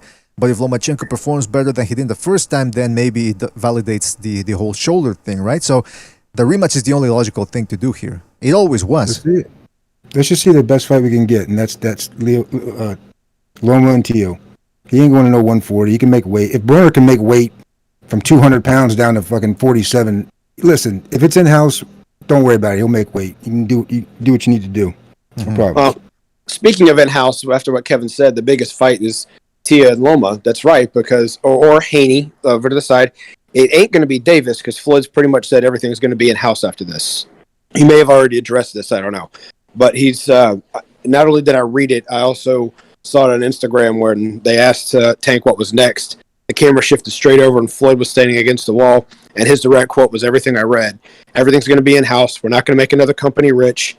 We're only going to... We got plenty of fighters at this weight," which I don't know who they've got that's name-worthy from 130 to 140, but that's what they're going to feed him up against. They're not going to get him out and play across the street or do anything with anybody else. How about for $100 million? How about for $100 million? You'd get his ass over there and fight out of the house, whoever's house you wanted him in. So Floyd said, whatever. Right. Well, no, you name me a fight that's going to draw that much money down there to make him want to cross the street. There's no De La Hoya, Manny Pacquiao, Floyd Mayweather pay-per-view worthy. They're going to draw that much money for them to want to cross the street. I agree with you, but that's not. I don't see anything that's going to make that mythological $100 million. Let's jump across the street for it happen. There's nothing down there. Right. So I'm just saying, like, realistically, you're exactly right. The 1 and 2 happens to be both in Top Rank. It'd be great to see Haney. It'd be great to see Tank and all of this. Great, but let's be realistic, all right? He's over there on the zone. Eddie Hearn will play ball. Eddie Hearn will play ball. He will. Yeah, but it's right and everything's good. He'll play ball. PBC and Floyd has now admitted it that PBC and TMT or whatever he wants to call his promotional company, he said they're family or something along those lines. So that he's not going to let Tank fight anyone outside of their umbrella, which they don't have anything that's really going to draw anything. And that's where we were saying in a show before, this is where he's going to get dull because they don't have any. They don't have a Tio. They don't have a Loma. They don't have a Haney. They don't have Valdez. They don't have anything like who's down at 130. They don't have anything like that to keep him sharp, and he'd be blowing through people left and right. And like I said about Terry Fighter, he started to develop sloppy habits because he wasn't challenged anymore. He wasn't forced to stay on his game and keep everything balanced, and that's why he lost to Simon Brown in 4 rounds. Once he got you're dead on. You're dead on. You're dead on. Thank God he's like the 5th ranked guy in the division. Thank God he's like the 5th ranked guy in the division. You know, thank God he's not 1 or 2 or 3 or 4 even. Just thank God for us that he's not 1 or 2. We happen to have 1 or 2 here. We do, but even if we go to 1, even if he wants to stay at 140, the number 1 guy is Taylor. They've already said they're not going to cross the street, so they're not even going to entertain that fight. So he's never going to be the number 1 guy at 140 pounds. And with Gary Antoine Russell moving up the ranks, and then you still have Ramirez is still around. Davis is still the lower tier there. So they're going to feed up off of paper belts and regular champions and interim this and silver that's and platinum this and no regular mainstream guy that's actually done the work of unifying everything. They're not going to do anything with that because they have no control over it, no ties with them. Yeah. Well, listen, all that whole business thing, that's one of the things that prevents boxing fans from getting the best fights. Right. But, yeah, I mean, listen, I want to keep talking about this, all the ramifications and anything that could happen. We're still getting phone calls here. Let's go to the phone lines and see what's up here. Let's go to 818. You're on the air, 818. What's on your mind? Hello? Yes, 818. You're on the air. Can you hear me? Absolutely. All right, thank you. You know what? Leading up to the Tank and Barrios fight, I did a little research on Barrios. I started listening to a couple of his interviews, and something that stood out that was very interesting was Barrios mentioned that PBC had scouted him in the amateurs. And then I went to his amateur record, and I was not really impressed. So I just came to the conclusion that PBC purposely looks for limited fighters, pads their records, and then feeds them to the guy they're trying to make the new star. I don't know. I think I've heard this before where they say PBC is basically like a TV series where they have everything already planned, everything written out. Whoever's going to win is supposed to win. I don't know if that makes sense. That's just, some anecdote I had. Jimmy, this sounds like something out of an Oliver Stone movie, but it's plausible, right? Well, I mean, think about it. They're both the same promoter. Go look at the fight cards. Anything tweeted out by Showtime. Go look at anything tweeted out by Mayweather Promotions, PBC. There's no mistaking who at least they thought the A side was. I mean, it was always, does this kid have what it takes? But they were pushing Tank. And to even put a stamp on it, just look at the judges' scorecards. You know what I mean? Tank was getting he could have he was winning. As long as he didn't get knocked out, he was winning that fight. There's no doubt about it. So I agree 100% with the caller. I think there's certain guys they don't prize as money makers, and they just feed their top tier guy. They feed them to their top tier people. Agreed. They don't scout anybody as a prospect. Get that straight. They sign established. They sign established guys, and then they tell you what they want money wise for them. That's exactly what they do. So they don't scout anybody out for fucking. Go ahead, sir. Doing further research, also, they were about to cash out on Barrios. They were trying to sign Regis. Regis was promised the Barrios fight. And Barrios, for some reason, thought he had a chance against Regis, which I found pretty laughable because, I don't know, from the fights I've seen, it's just like, you really haven't fought anybody on that level. So when he was saying, I want Taylor, Ramirez, Regis, it just made sense. Like, oh, they were about to cash out, but instead of giving it to Regis, who he's an amazing fighter, but he doesn't have Tank's appeal. He doesn't have that reach, So it's just like, no, give it to Tank. So it all played out pretty well, according to plan for them, I guess. Well, listen, caller, if I may say something here, the Mayweather statements after the fight seem to indicate it as well. Like Chief said, he said, we want to keep everything in-house. We work smart, not hard. And then the scorecards themselves extremely wide.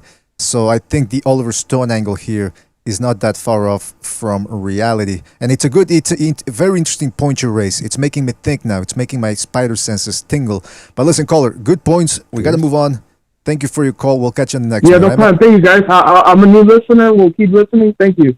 Thank you, man. Thank you for your support. All right. Thanks for calling, brother. I want to see the pay-per-view stats. That's going to be a big check.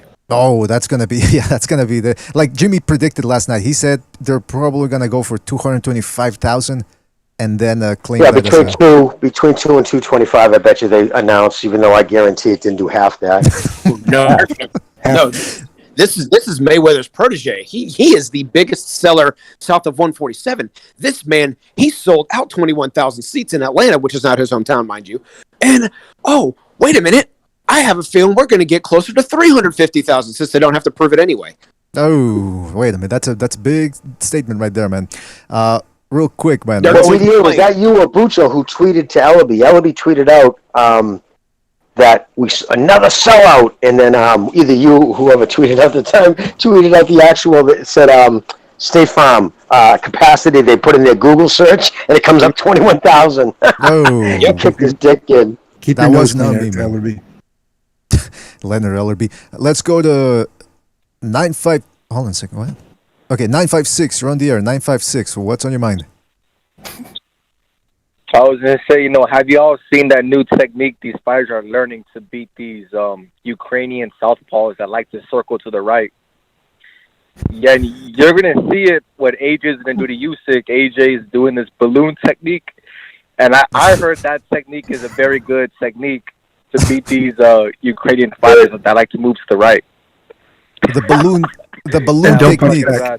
No, Yeah. no. But I was gonna say, man, about a quarter ago, I'm gonna say how PBC uses Mexican fighters. They put their superstar against either a underweight or just literally a nobody, right? But he has to be Mexican so they can get pay-per-view numbers. You've seen it with Mikey and Spence, Tank and Leo. You've seen it again with Tank and Barrios. They put it right in front of your face. They hype up, who they want to hype up, whether it's Spence or Tank, and they put them against underweight Mexicans, because they have the audience, they have the attraction. PBC is putting it right in front of your face. Right. They just want to use Mexicans. Dude, you're 100% right. They know the Mexican market's one of the strongest for pay-per-views in America. You're 100% on the money. That's not.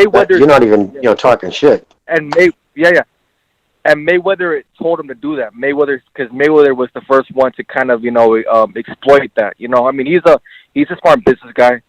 But when was all his fights held? What date, Carlo? September and May. Was it? Didn't he also one of the first guys to do Cinco de Mayo? He was really pushing that with his fights, right? Who's doing it now? Mayday. Who's doing it now? It ain't just It ain't just Floyd's genius idea to do it. No, but I'm just saying he exploited it, and he's doing it now with their fighters. You know what I mean? I believe that. Exactly. Look at all the pay-per-views, all Spence's pay-per-views, all of them were all against Mexican. But it's worse though because at least Mayweather was fighting like good Mexicans. Robert Guerrero. Okay, that was a trash fight, but at least he was fighting Oscar, Canelo. But come on, Tank, Barrios, and Leo Santa Cruz, Spence, and underweight Mikey Garcia. Are you kidding me? It's laughable what PBC is doing to these. I don't know. It's but that's all I want to say. All right, one thing you have to give. Thank you, man. One thing you have to give us. One thing you gotta give us Mexicans credit for is we get farmed out, but we don't complain. The other way, I went to the gym; they were out of chalk. I didn't complain. Could have made a big fuss like I did one time and threatened to sue the manager and all that. I did not do that. So hey, give me my credit as well, man. Let's go. You put the pants on. It's fine. Yeah, I did what they asked. I put the clothes on. All right, listen. Let's go to. We got a lot of phone calls here. Let's go to 610. Hold on a second. 610. You're on the air. 610. What's on your mind? 610. Going once. Going twice. 610. Can't hear you. All right. We got to move on. Before we move on, though, we got, I think we got Precise. Precise, is that you? I don't know if it's him. Look at that bull haircut. That's a haircut, ladies and gentlemen. Yeah, I can't hear you, Precise. I don't know if you're trying to talk. All right, let's go to, meanwhile, we got a phone call here. Hold on a second. 626, you're on the air. 626, what's on your mind? Yeah, well, I wanted to talk about the Lomachenko, but I want to get to what Kevin said about Lopez acting like a veteran fighter. Well, that's the environment today when you got to keep giving people early title shots when they're 10, 11 fights in, putting belts around their waist when they're 2, 3 fights in. They're going to act like a veteran because you're already treating them like a veteran. They didn't exactly have to work their way up to get it. So you can't be surprised when something like that happens. I want to get to Lomachenko. Oh, he keeps talking about Lopez. That's not going to happen anytime soon. At best, Lopez fights Kambosos at the end of the year. They keep pushing that back and pushing that back. At best, he fights at the end of the year. So what? He's going to fight him in, May next year? What's Lomachenko going to do till then? That's what I'd like to know. What's next? I think that he should fight Haney next. Neither one of them really have opponents. That makes sense. You know what? I was thinking about that. I was thinking if the fight, he's going to be inactive from here until December if the rematch happens. it wouldn't surprise me if Lopez moves up. Maybe Lomachenko says, you know what, give me give me Tank Davis. I mean, he's crazy enough that he just wants to fight the best. So, Caller, are you still there? Okay, yeah, yeah. So yeah, Yeah, I'm listening. yeah, that's a good point though. I mean, what's going to happen? And again, that the thing I'm afraid of is what if Lopez after the kombucha fight says, "Look, I can't make 135 anymore. I'm moving up." Or if you want me to stay at 135, you got to pay me boku money. That could be a possibility too. Wouldn't be the first time, right, that this type of shenanigans occur. So you're absolutely right, caller. What do you guys think? I mean, well, as far as Devin Haney goes, Loma is the number one contender for. I guess Haney's belt because there's that whole franchise thing. But when you look on Fight News, you have the franchise title being Tio. Devin Haney is the world champion. Lomachenko is number one. So if he can't get Tio in the ring, that's the most logical thing to happen next because it's the next biggest name, and he's ranked number one, which means Haney would have to fight with a certain amount of time regardless. I think Haney would ask for, or I'm positive he would ask for over $5 million to fight Lomachenko. I don't think he's worth it, but I mean, I heard his father say something like that before. Wanted that, we'd take that kind of money. Absolutely, man. Yeah, I mean, it's the money seems to be the big issue here. Everyone wants to get paid. But caller, you mentioned something about fighters being treated like veterans. I mean, if a guy whether he's got 13 fights or 10 fights, if he's already fought 4 good fighters, whatever, shouldn't he be considered a veteran at that point? Or for you, is veteran more the quantity of the fights and not necessarily the quality? I think it's got to be both because a lot of times he's getting quality fights because someone's giving him quality fights. There's a lot of people who can't get quality fights that early on in the game. And that's what Morgan Hagler struggled with. He didn't get a title shot to his 50th fight. There's a reason for that. And then Ray Leonard, he gets a title shot before he's 25 fights in. Mm-hmm. But you know what, too, caller, though? That's because, remember, Leonard was the golden boy because he won the gold medal in the Olympics. He was all in all the commercials. Handsome kid. He was a good talker. Whereas Hagler wouldn't fold. He wouldn't do business with the mob to their rules. So they kind of controlled boxing back then. So that had a lot to do with it. But I agree. Listen, even Lomachenko, and to your point, Lomachenko came in as, like, right off the rip, I want a fucking title shot, like, within 2 fights. Because in his mind, I fought enough in the images, I've done enough, I know my... But, like, he even said after the fact, he said, wow, I needed to learn so much. There's so much more to it as a pro. He didn't learn to live as a pro, how to fight on the inside. There's so many things. You're right. You can be world class. You could even win a world title your first 2 fights. It doesn't make you a veteran, if that's the sense you're talking. There's a lot of things you got to learn. One more thing about Floyd Mayweather doing in-house fights. I think he actually thinks he's going to match Davis with Prograis. I think he's thinking that's going to be a big fight. That would be a good fight and perhaps a big mistake for Tank Davis at 140. I mean, from what I heard before the fight, he was saying, I'm not going to stay at 140. I'm going back to 135 or 130. But yeah, Prograis, he can hit hard. He's fast. He's very well conditioned. Oof. A lot of technical flaws in Prograis. A lot of technical flaws. That too. Absolutely. That's correct. That too, yeah. A lot of the self-inflicted technical flaws. Just the way he fights. He knows boxing. Well, listen, caller, that's a good point, though. We'll have to see what happens with Tank Davis. We're going to keep an eye on him, see where he goes. But thank you for your call, and we'll catch you in the next one, right, man? All right. Yeah, and it was Tank Davis himself who even admitted 135 is really the idea. 130 to 135, that's where I need to campaign. Mm-hmm. Yeah, that's that. His 140 is too big for him. He's too small. And they don't have anybody there. They don't have... Well, they have Gary Russell Jr., we'll say the older one won. He said he'll go to 135. That would be a fight they could make. I know they would actually bill it as a pay-per-view. I'm with you. I think it's not. But it would be, what it was, the longest reigning world champion because, believe it or not, he is. Even though you could get a 20-year life or life sentence in prison, you come out and only miss 4 of his fights. But fucking... but you know what I mean? He just does his mandatories once a year. And you're referring to Junior, not Antoine Russell, right? Well, aren't they all Gary Russell? They're Gary. They're all Gary. They're all Gary. There's one all the way down at 118. I don't remember Antonio. I think it's his middle name. Then Antoine. So they go by their middle names. Okay, all right. That's how I differentiate them. And then there's Gary Russell Jr., who's the longest reigning champion at featherweight. Yes, a little over 6 years now, longest holding title holder. Well, and that's who you're referring to. They might match Tank up with at 135. Yes, okay. Yes, because he's been saying he wants to go back to 135. Or go up to 135. And where Loma's obviously his father wants him 130. Loma could easily drop right out of 135. Say if he fights Lopez and there's nothing really there, he could always just hold his belts there and be a 2-division champ. I think he could go down and I think the difference is Gary Russell's coming up in weight, so he's going to be facing harder punches, whereas Lomachenko is going down, is going to carry some of that power, and the punches aren't going to be as hard to him. All the advantage would be for Loma in my book. That's a good point, man. Fellas, Russell's not going to get a rematch, though. I'm sorry, BDA.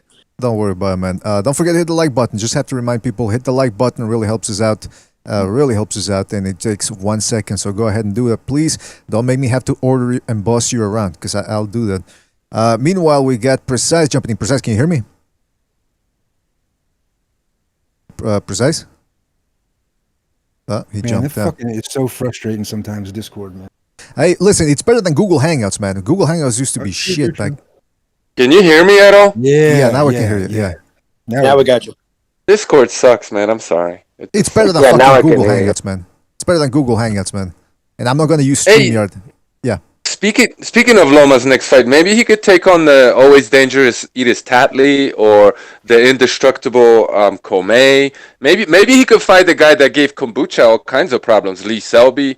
You know what I mean? Like, just in the interim, maybe he could find one of them killers. Well, you know what? Speaking of the Komei fight. Gamboa. Yeah. I'm writing this down. He was supposed I think you're being facetious. I think he is. Yeah. I mean, you know what they should do? They should just scrap the Kombucha fight, and they should just get it on in September. What's the big deal? Nobody wants to watch that fight. There's no money for it. They're not going to strip him of the belt because he just won it. So, and the winner can fight Kombucha if they really want to. Exactly. Sue them later for the money. Just do the fucking Lomachenko fight. Yeah. Let's go. Or Cambosis agrees to step aside. Yeah, Cambosis agrees. No problem. Yeah, that's what I think is most likely to happen here. Next fight you're going to see is Tio and Loma rematch. Well, and when they find that $6 million over there in Triller, you guys keep. But what happens if he really did catch COVID? Let's just throw that out. Let's say it's not just an excuse. Isn't there? I'm hoping he's getting checked if he did, because there's a pretty high rate of cardiomyopathy for young men his age group, which gives you fatigue. It's shit around your heart. So let's hope that's not the case. All I can say towards the COVID is the fact we all know that Steve Kim's a reputable guy, and he said he really does have COVID. He actually said it on his Instagram. He says it was postponed to COVID, and then it was either like ... or in parentheses. He really does have it. No comment. What does that mean? Look, I identify as vaccinated already, so I can say whatever I want. Find me the isolated COVID, and then we'll talk and see if that shit actually. But anyway, listen. But it wasn't he just going by what's his name posting out his positive test? I think isn't that what he was going? I'm assuming. What happened? There is no. But you know this, Jimmy. There is no diagnostic test. Dude, so many people I know have been fucking positive then negative. Yeah, it doesn't exist. The test doesn't exist. You're telling me that I finally got out from under Bob trying to rip me off. They're going to pay me what's right, $6 million. Listen, they're not getting nowhere near my nose, Bob. Will fucking get away from me. They can't detect testosterone and EPO and everything else. They can bust me for COVID. Get away from me. We're done. We're fighting. But you guys pay me $6 million. Let's go. You guys heard what Tio Senior was saying with Bob during that interview, that he's gonna have to convince his son to take the Lomachenko fight. Did you guys catch that? Yep. That's what his daddy said. I'm going to convince my son to take this fight. So Teofimo doesn't want this fight, according to his daddy. Well, let's take a look at everything that happened before the first fight. Would you after last night? I would, but I'm not Teofimo. before the first fight, the Lopez camp were asking for more money, right? They said, "Fine, let's make it happen." Then it was Teofimo Lopez. No rematch clause. They also asked for that. Yeah, that's the thing. That no rematch clause, which everybody seems to be blaming on Lomachenko. Which, all right, let's go with it, just for argument's sake. Then it started becoming that, well, he didn't want the rematch clause, therefore he doesn't deserve it. And that, let's not forget that Teofimo Lopez Sr. is the one that said that he felt disrespected by Lomachenko's camp. And then when they pressed him for it, he just said, well, I just felt like I was being disrespected, which sounds to me like he might have had one too many and started hearing things. You know, like when you get drunk and you see somebody looking at you. Which is kind of funny, though. None of them speak English. Oh, that's true. That's a good point. No, really, like, none of them speak English. They all speak Ukrainian. It's like, what were they saying? Since when is being disrespected a reason not to fight someone? I always thought that was the reason to fight somebody. Well, listen, there was only something we could do to settle this. Yeah. I'm sorry, that was the best point I've heard on the show in a long time, is being disrespected is a reason not to fight. In combat martial arts, it was the best thing I've ever. People are crazy. They're not making any sense. It's like, well, all we said last night, too, the worst thing to do you want to make a fight not happen? Talk about it. Exactly. Yeah, that's what he said. Listen, I don't understand. I still don't understand. Nobody's been able to explain to me why people dislike Lomachenko so much. I mean, look, the only thing I'm hearing is, well, the media hyped him up. Well, then take it up. Racism. Let's just keep it real. Racism. It is what it is. It's racism. Give that man a cigar. Bing, bing, bing. I mean, that's a little. Look, BDA. I don't like to pull the race card, but come on, man. Everyone's always talking about we're not getting the fights. These fighters are ducking. Everybody's ducking. Finally, we get a guy that's willing to fight anybody. Move up in weight. He's not a diva. He doesn't ask for a lot of money. There's no issues ever making fights with this guy. And he fights everybody, then he loses. And people want to throw him under the bus instead of giving him credit because he's doing everything that we've asked for. Why doesn't he get the credit? What's the reason? It's because he's Russian. He didn't fight Devin Haney. Because he didn't fight Devin Haney. Come on, man. It's because he speaks Russian. I know he's Ukrainian. I get it, guys. Don't get excited over there in the chat room. But it's because he's Russian. It's because he speaks Russian. He is Russian. Of course it is. Of course. Of course, 100%. If that kid if that kid had melanin and was born in fucking California, should be in this country they'd have fucking statues erected to him. Nobody would be saying he's being overhyped by, I just don't like him because they overhype him too much. Everybody would be overhyping him. So and I'm not disagreeing. I'm not disagreeing that he's being overhyped by ESPN. I'm not even disagreeing with that. But, like, what about Tank? What about all these other guys getting overhyped? What are you going to say? So, I'm just throwing this out there. So, if he had 2 gold medals out of Ghana, Africa, do you think that, and then now he's getting a title shot in his second pro fight, do you think he'll be getting the same negative press? He wouldn't be accepted as if he'd have to be like Cuban or something like that, or American. I think if he was from Ghana, I think a lot of people, he would do better than Lomachenko, but I still think a lot of Americans wouldn't accept him because he's not American. Fair statement. What I mean? Fair statement. Yeah. But it would be better because all the LDBC would be all over his jock. You know this. That's something I've been starting to understand too, because some of these other fellas like to say, well, Lomachenko, the only reason why he's where he's at is because he's white. But I'm starting to realize that, at least in America, a lot of white Americans aren't all that fond of Eastern Europeans. So it's not literally it's not a black and white thing. There's a lot of nationalism involved here. Yeah, of course it's national. Like, what would I have if I seen him? You see the clothes he wears? It's just like nothing in common. Like, I probably eat different food. I would just, I have more in common with African Americans because they're Americans. So that whole thing is, it comes down to that. Just like he said, I don't have to go any further with precisely the right on the head. You know what else it is? You know what else? He's an Orthodox Christian. He is a family man. He is everything that the left doesn't want to. The left, insofar as in boxing, they want to promote degeneracy. They want to promote like these dudes that beat up on women in the street like Gervonta or Shakur or Floyd. That's what they want to promote. They don't want to promote wholesome individuals that also believe in God. And Usyk, having been recently, I believe, ordained as a Christian Orthodox deacon, like, he is the enemy of the left. He is literally the enemy. Not only because he's Russian, but also because he is he's a God-loving man and a fucking priest, basically. Well, yeah, man. I mean, listen, Shout out to the Orthodox. Shout out to the Orthodox out there. yeah, It's that's why true. The he's good. cultural end It's of true. boxing just hates that. That's why he's So got the beat. yeah, I put the To Senior interview Precise was talking about. I put it in the Discord here. All right, Thank you. we'll take a listen to that. Well, let's look at. Is anybody surprised by that? I thought that was pretty obvious when he said no rematch. Like, you know what I mean? You knew there was. He hit the lottery. He fought it. I agree. He fought an injured fighter, got a lucky, and lucky as a fighter, he was injured. I'm not making an excuse, but I'm just saying it is Why what would it Aaron is. tie his own hands though? Aaron would never tie his own hands into. Why would he sign a rematch clause with himself? Why would that happen? It's not him. It's the fighter. He's a promoter, but he doesn't make those decisions.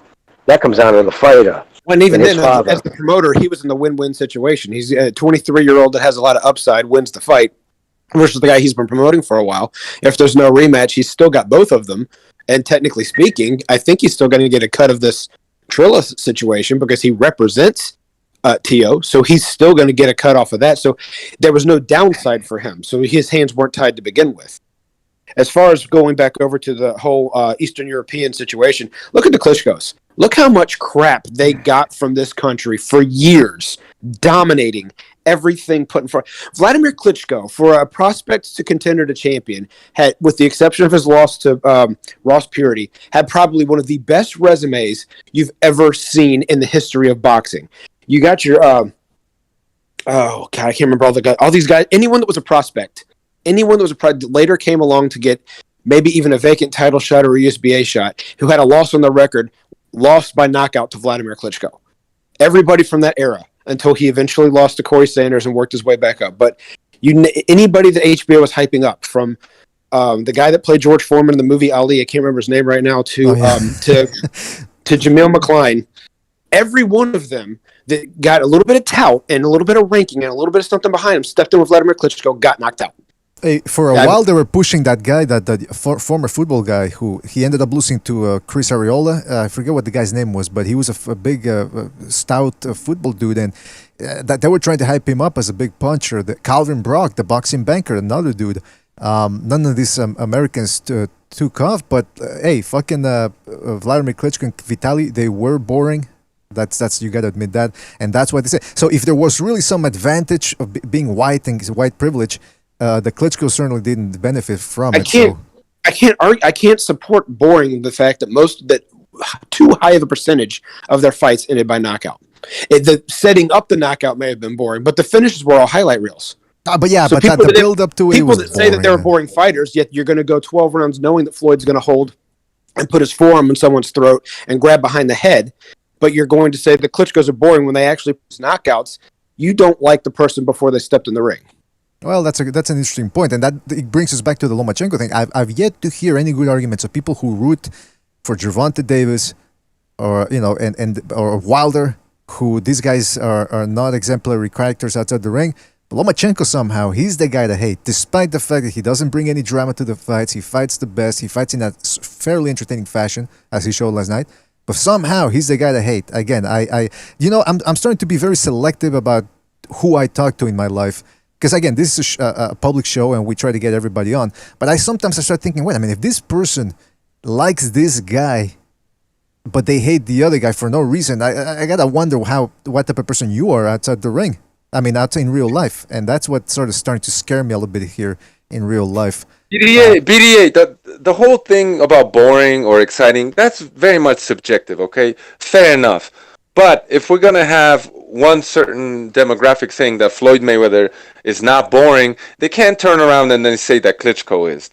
It's really more so about the hypocrisy. Like, if you want to say Klitschko was boring, fair enough. But don't come over here and say that Deontay Wilder is some super exciting fighter. Nothing happens in his fights until he knocks the guy out. How is that any different than Klitschko? I'll tell you how it's different. When you look at Klitschko, you see skill, you see technique, and his boxing is pretty when he is boxing. Okay, fair enough.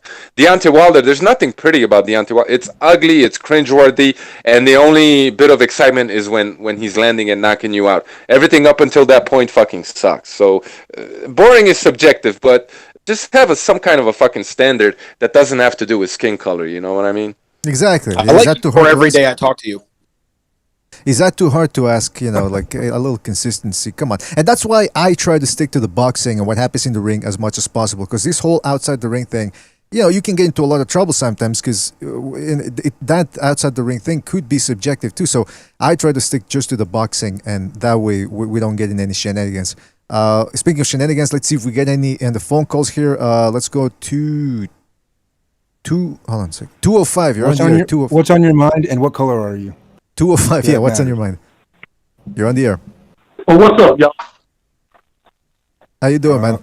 How y'all doing? Doing fantastic. Hey, How it's about Uncle yourself? Charles, man. Oh, Uncle Charles, man. What's on your mind? Hey, I just want to ask you a question. I want you to ask you a question, me. Let me ask you a question. Do you think that promoters have too much leeway and too much hand in these fighters and who they want to fight? I just want to ask you that question. I need to get an answer before I get my comment. Do you think the promoters have too much say so than these fighters? It depends on the promoter. Yes, some of them do. And see, that goes right back to what I was saying. See, everybody want to be great, but they don't want to get in there with the greatest. Nobody can compare these fighters to the ones back in the 70s and the 80s and the 90s. You didn't have to even ask these guys or the promoter said, well, we ain't not going to fight this guy because we scared what he going to do. We scared he's going to take the belt. But Muhammad Ali got in there with the greatest. George Foreman got in there with the greatest. Smoking Joe Frazier got in there with the greatest. See, they say nothing wrong with being scared. Karate is the oldest thing known to man. It ain't older than running. It's never been older than that. People need to understand these guys want to be considered great. Then you got to get in there with the greatest. Look at Tank Davis. Look at Barrios. Barrios said, I can beat Tank Davis. So whether he lose or not, he thought he could get in there. He thought he could be great. So you got to give that brother respect. Absolutely. Look, this whole thing about fighters being scared, that's something that we've talked about too before. Like, none of these guys are scared in the sense that they're staying up at night, shaking in their underwear, saying, oh, I'm scared of this guy, my lymphic. No, that's not how it works. Is there a certain amount of apprehension? Are they a little worried that, hey, my paydays might go out the drain, blah, blah, blah? Yes, but scared in the sense of I don't want to fight this guy because I'm literally afraid of him. I think that's very, very rare, man. But go ahead, Uncle Charles. What were you saying? You know what? You 100% right. And it seems like these promoters are more scared than the fighters. Yes. And my point is, if I'm great, I want to fight the best. I don't want to keep fighting tomato cans until somebody come in there, they ain't got no groceries in their refrigerator, whoop my ass. Because that's what you're going to head into. Because that's what Anthony Joshua thought. He thought he had a guy that had too many burgers and some shakes, and he had to, man, I go in and whoop this guy. And that guy showed him something different. So let me just say this in closing. Mm-hmm. You know, I'm a Renaissance man, and I love to have me a cup of coffee in the morning, eat me a bacon and egg and cheese sandwich. I do what I always do, sat on my porch.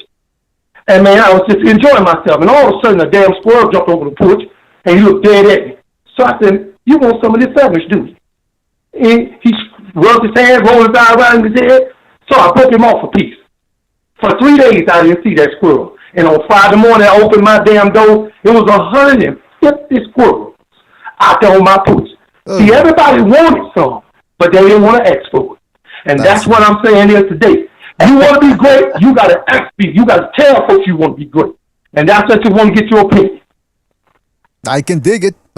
Uncle Charles. That's a very good parable that you just laid good out analogy, yeah. Yes, Good indeed. parable. That's biblical. That's biblical right there, man. That's So biblical. we're right saying there. that Tank Davis is cut from the same cloth as Muhammad Ali. Is that what we're saying?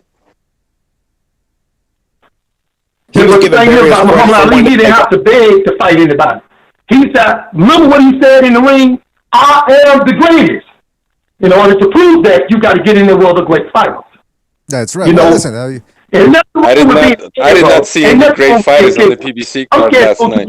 Not one. You know, the last time I went to the damn zoo, out there messing with a gorilla, and I guess that gorilla said, I'm tired of y'all messing with me, and he threw some mess at the woman, and that was the last time I went to the zoo. Not because I didn't want to be there, because I was selling that damn gorilla. All right, well, Yeah, listen, no, precise. He's agreeing with us. He's saying that Tank isn't fighting anybody. He's just talking the talk, but not walking the walk. All right, listen, I Uncle wish Charles. Ali's grandson had pulled out a little gorilla last night and started punching it. Oh, come on now, wait a minute. Well, listen, Uncle Charles, thank you for your parables. Really appreciate Good them. A lot of call. wisdom in there, and we'll catch you in the next one, right, man? Thank you, Uncle Charles. Peace. All right, take it easy, man. Yeah, listen, I was a little tempted to become autistic BDA and assume that the caller was saying that Tank Davis was literally a squirrel, but I don't think that's where he was going for. But I mean, it's true. Look, listen, it's a lot of these fighters. I want to reiterate that they're not afraid. If anybody's more afraid, it's the promoters, because they do believe that one loss, it's the end. I mean, look at Canelo Alvarez. Okay, he's the exception that proves the rule because he's a big star. He lost to Mayweather. He didn't take that big of a hit financially. In fact, when he fought Angulo, at least in the crowd, looked pretty good, looked pretty full. Joshua lost, got him. Let's face the facts. He got embarrassed against Ruiz, came back as famous as ever. So a lot of these people that think that one loss ends your career, these promoters need to start finding their balls again, and just match the best versus the best. How many of you guys remember 2013? Perhaps one of the best years we've had in recent years. Perhaps one of the best years of that decade. How many good fights did we get in 2013, man? The best fighting the best, barely a pay-per-view. That should be the norm every year. But that's exactly who like Lomachenko is, and then he gets hated on.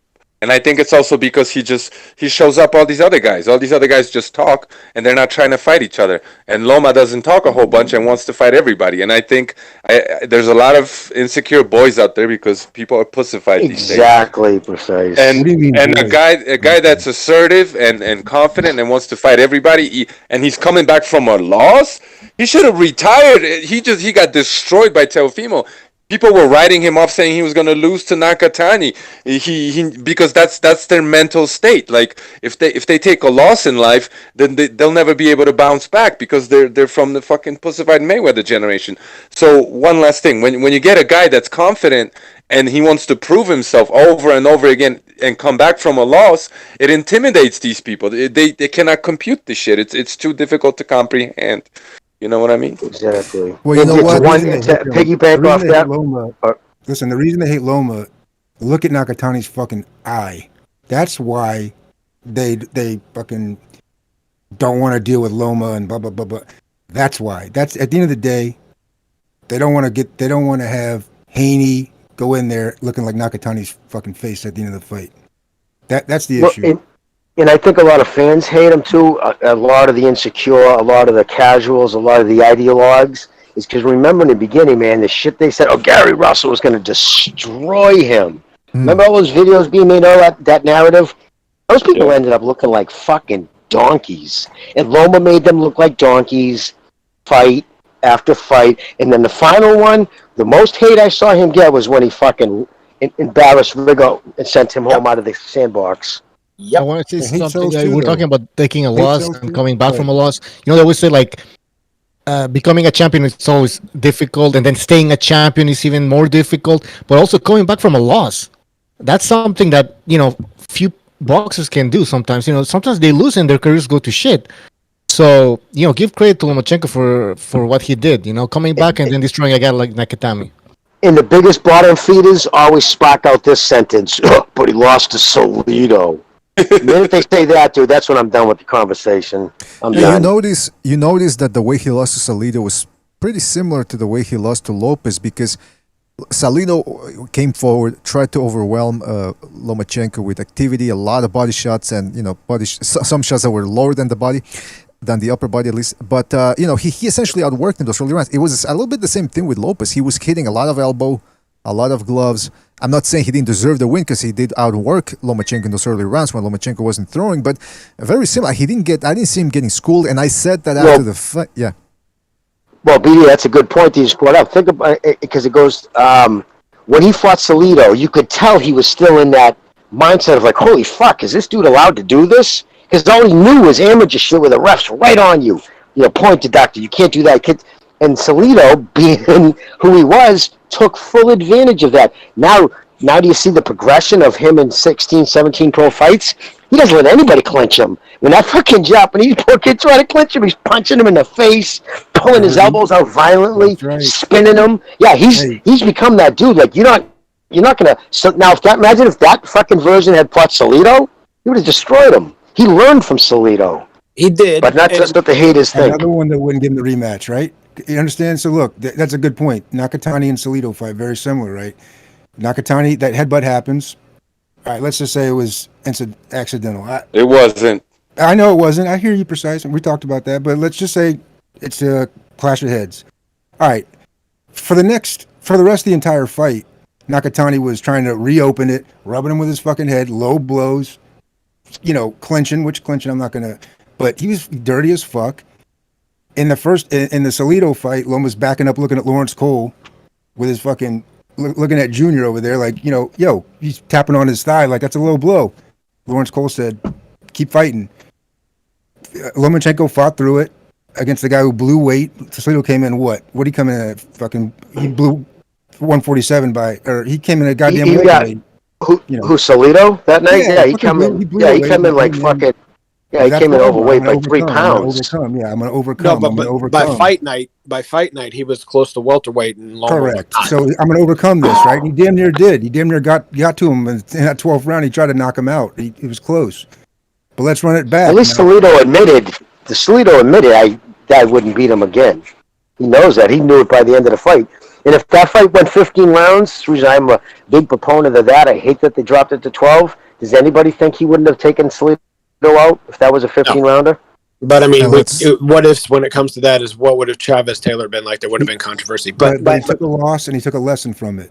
He did. He saw it last night. He saw it try to happen last night, and he said, "No, let me explain. Fuck this." He never looked at the ref. Yeah, and people are calling for the ref to take a point. Fuck that. Don't even give Nakatani. He only made a reference to a low blow once, and he was low blowed. I don't know how many times last night. That kid, every punch was in his groin. Yeah. So it's like, don't even give him a break to warn him or take points. Fuck that. But I'm gonna torture this fucker. He learned a lesson and he didn't. He learned a lesson and he didn't, because the lesson he should have learned, which he kind of did on how he fought against Salido, was what he did last night. But his arrogance didn't learn anything, because he thought he was good enough. Oh, he's going to turn out to be a welterweight. I'll still beat him. I'm that good of a boxer. I cannot beat him. Oh, I'm going to go in against Teofimo Lopez, who's a naturally bigger man, a one-punch knockout artist against lesser competition. I'm going to go in there with one arm because I can still beat him. He still hasn't humbled himself to realize the fact that he's got to be 100% every time out, and if he's not, there's chances his career is going to take a dip. But he's not afraid to lose. That's the reason why he still does it. You're right.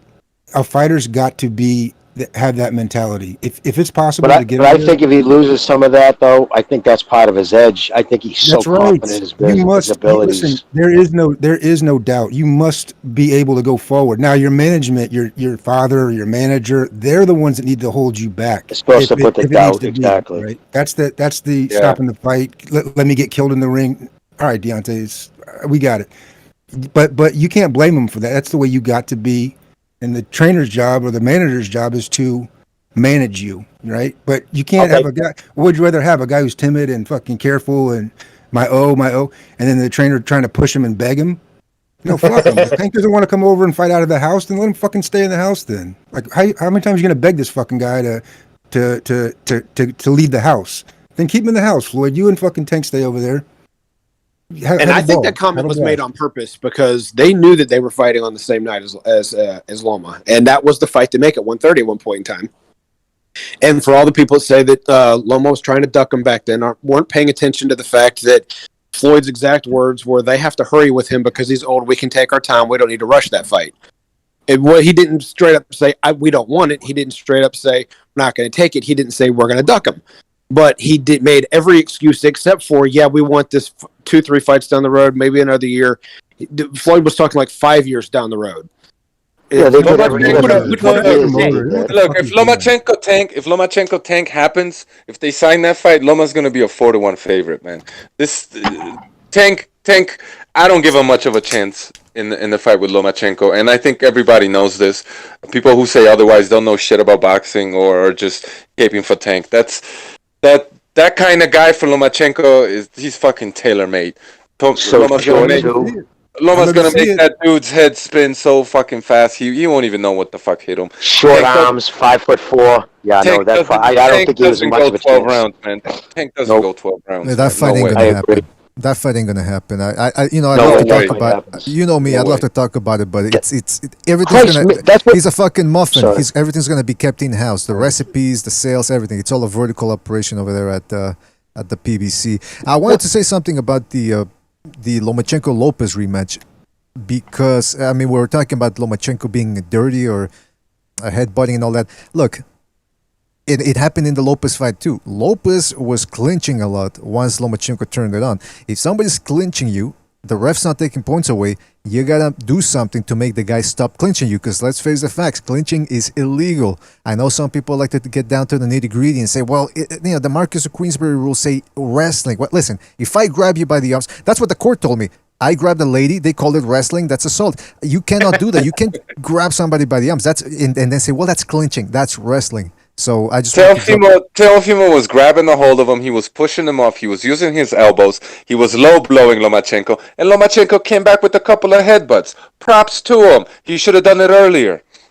I'll say this with regard to last night. Lomachenko never got dirty. If someone's clinching you, honestly, let's be real. I know it's illegal, but you got to weigh out what's going on, right? Deontay Wilder should have clinched fucking Fury the first time he got caught in the second round, or taken a fucking knee. He don't know how you're to gonna take a knee, take a knockdown, or you're gonna get a clinch. Hang on, or you're gonna get clinched and get a point taken. But what's the alternative? To fucking get your ass beat for the next 5 rounds and not be able to recover. So no problem if a guy's trying to clinch, but like Triple G used to do, put your head up under his chin and fucking get your arms back. Mhm. Salido was holding on for dear life in the 12th round of that fight, after all the low blowing and everything else. So Lomachenko he's a sportsman, but it doesn't mean he's not going to try to fucking kill you, and rightfully so last night with Nakatani. That's the way you got to go into a fight. So, I mean, like, sure, you don't want someone biting somebody's ear or some stupid shit like that, but, fouls happen for, you understand why, if you I'm want going to to go clinch. back. Go ahead. I'm sorry. Yeah, you understand why Haney was clinching, what's his name? Linares. Linares. Yeah, I understand exactly why he was clinching, right? I mean, everybody's booing and wanting a point. Yeah, it's illegal, but he was doing the fucking millywop around at the end of that round before that. He was out of his fucking mind, right? Yeah, he was doing But the ref should have taken points from him for sure. He should have. Well, it's the ref's discretion to do that, and they only did it against Hector Camacho a couple times, and he was the king of holding after he ran to Rosario. They've made it a part, and I won't say it happened because of Ali, but it happened a lot during Ali when he go against the ropes and hold you behind the head. That is a direct foul. That is a direct cheat of Marcus Queensberry rules, and he was never penalized for it. It just kind of became a habit in boxing. If you're going let's look at by that. your head, Let's look at that, Linares. Mark, let's look at that scenario. If the ref had stopped the fight and taken a point from Haney, right? I'm talking about go to your neutral corner, walked into the middle of the ring like a toddler, grabbed him by the wrist, and gone to every single judge and go, 1 point, holding, 1 point. And fucking Haney was fucking like smiling and that gives him time to recover. Yeah, but he should have at least separated them. He was just allowing him to hold. Clearly, he was in favor of Haney. It should have just grabbed a hold of him and pushed them apart at the very least. Agreed. That's what I'm saying. Okay, but to defend yourself at all times, Linares, if he had a free hand, and I don't remember how many times he did, but if he had a free hand during some of that, his job is to punch his way out of the clinch, especially if the referee is not penalizing anyone for holding. You're allowed to fight out of a clinch. Just precisely saying he wasn't clinching like with his armpits straight down. He was like, they stopped back and he just tackled. Yeah, he was lunging them. And listen, you're 100% right, Pete. They do. What else can you do? Well, they do. The motherfucker. Well, yeah, but you stop and get a point, and if you get a second point, that's a second point. I've seen people get disqualified for hanging on. Because you guys remember Amir Khan Peterson? How they did Amir Khan in that fight? Right? Yeah, do that. Because listen, it's a trade-off. They know they're going to recover during that 1 point, but it's a trade-off. You're losing a point, which is huge in a fight. Yeah. And if you pull another point, now it's a 10-8 fucking. Now you're really screwed. But in if you won 9 rounds, you see. Yeah, if you won 9 rounds, it doesn't matter. You can lose the last 2 10-8. You're still going to win. All right, one at a time. It's right. It's right. That's why he was clinched. That's what I'm saying. But then after two, you get disqualified. You get DQ'd after the second one. If you get, you get a point, then the third one, you're disqualified. If the But they should. I know that, Pete. We know the boxing is corrupt. We know that, but they should have disqualified him in that fight if he kept on holding like that, because it's not. It's not wrestling. It's boxing.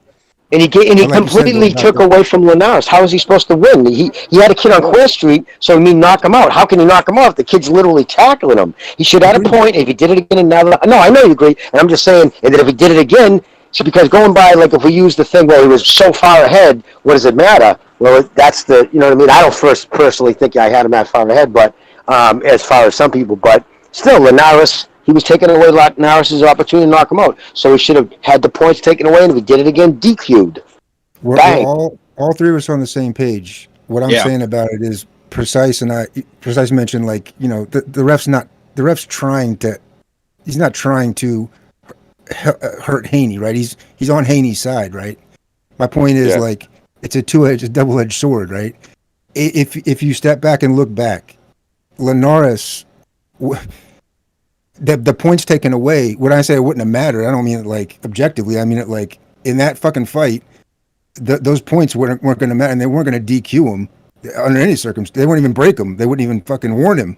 So it's like the only shot Linares had, my point is, the best case scenario is you try to rip the fucking hell out of that clinch and finish him. But like last night, that's what Loma was doing, and then the ref was stepping in and preventing him from punching when he was ripping out of the clinch. Correct. So if Linares tried to do that, the ref probably would have grabbed a hold of Linares and not let him do that either. So fuck it. It's just corruption, man. Well, you know what it is too, man. Here's the other scenario too, because I understand Pete's point. If he stops the fight, takes a point away, it gives Haney time to recover. That being said, it could also change how Haney tries to fight from then on. Because going back to Klitschko, when he fought Brian Jennings, he was clinching a lot like usual. Finally, I think it was in the 10th round or something that the ref took a point away from Klitschko. All of a sudden, Klitschko had to stop clinching. And whoops, those were the last 3 rounds were Jennings' best rounds. He got a lot of work done. Why? Because now Klitschko couldn't clinch anymore.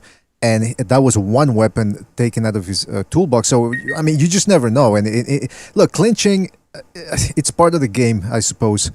But holding is different. And that's up to your corner, too. That's where your corner steps in between rounds. That's when your trainer starts barking at the ref when he comes over, like you teach corner. Say, what the fuck? You need to jump on him about that.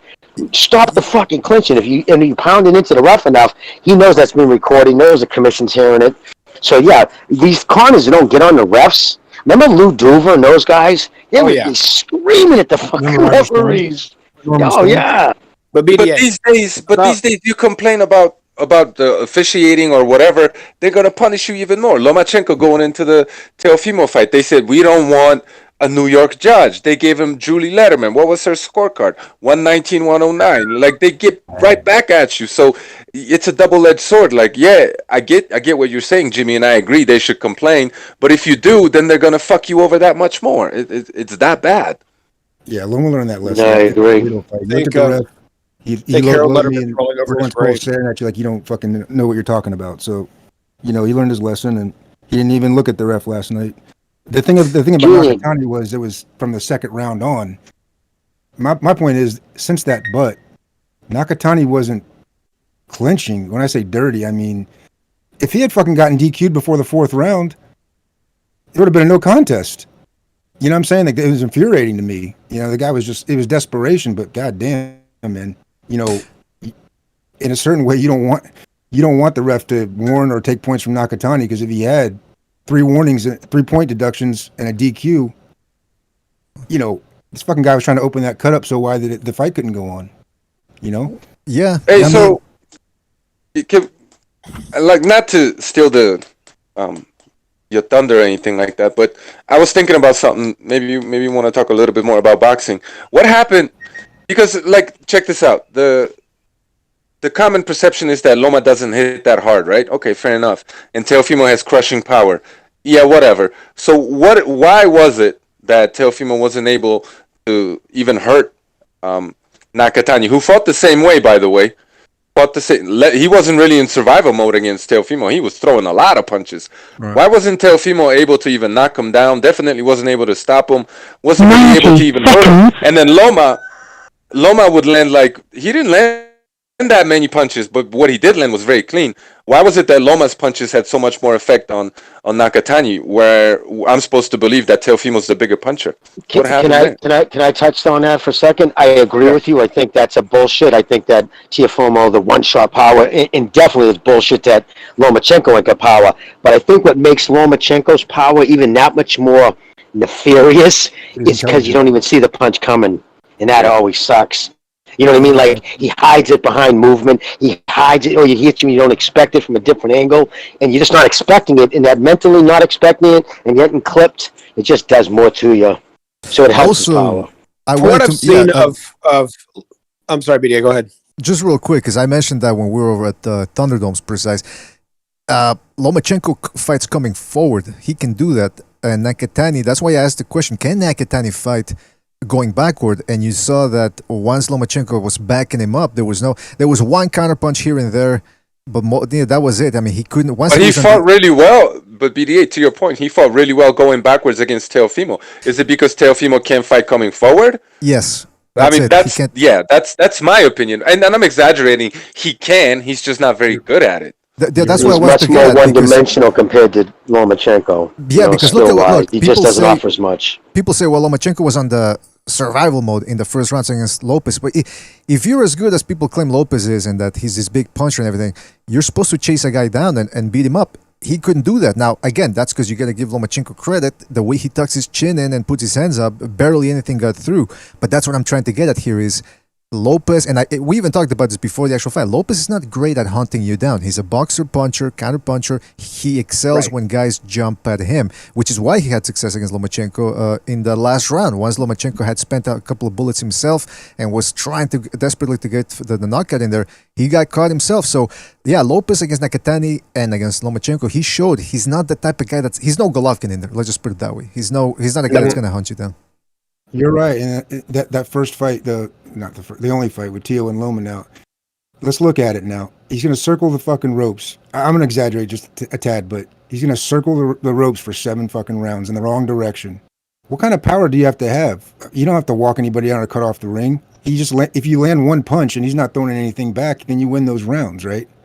So, to all this power, Lomachenko, from the 7th round on, needed a knockout. There was no knockdowns in this fight. Needed a knockout, right? Needed a stoppage. Came at him, fucked him up. The 10th and 11th round, or 9th and the 10th round, Teofimo was fucking on. He was getting fucked up. And in the 12th round, Lomachenko, it's not that you need hunting him down. He walked straight forward and ate every shot that Teo could throw at him. Yeah, all Teo had to do was throw, and Lomachenko was not moving his head at all, coming straight at him. So yeah, he's got a fucking good chin, and yeah, Teofimo's got power, but both of them are you could exaggerate to the point where you're just falsely hyping somebody. Now last night you can. Last night, the thing about Nakatani fight last night was a little weird that he came out, so aggressive, Lomachenko, but he never really went to the body until that 7th round. And when he went to the body finally, I mean, he was fucking beating him to the head, his head was going all over the place, beating the shit out of him. But that first straight left to the solar plexus, straight to the gut, that's what fucking was the beginning of the end for Nakatani. If you notice, that was a fucking... That's what I've always said about him. I've always said that he reminds me of Jeff Harding. Jeff Harding would wind up he was from Australia, would wind up with big shots to the head. They would accumulate eventually, but he didn't always stop people unless he went to the body. When he hit him to the body, it was like he was just a different level of a puncher. Lomachenko loves to hit to the body, and he hits hard to the body. And he's not a weak puncher, but you're death by attrition from him. If he's going to get going and throw as many punches as he wants to and land almost everything he wants to, and you can't offset his rhythm, you're going to lose the fight. You're either going to get beat up, or you're going to quit, or he's going to knock you out. One of the three. Those are the 3 scenarios you've got, because you're not going to beat him any other way. If I can just finish in a second.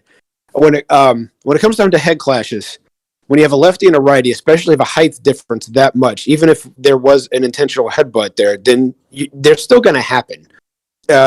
Just mirror image leaning in that low to fight someone that much smaller than you, a headbutt's going to come. Now, if Loma's as smart as he is to try and say, okay, you're going to clinch me when you get dipped down, I'm going to give you a little something for your a little something for your time, then, but I mean, the head clashes are going to happen. Go ahead. I'm sorry, Jimmy.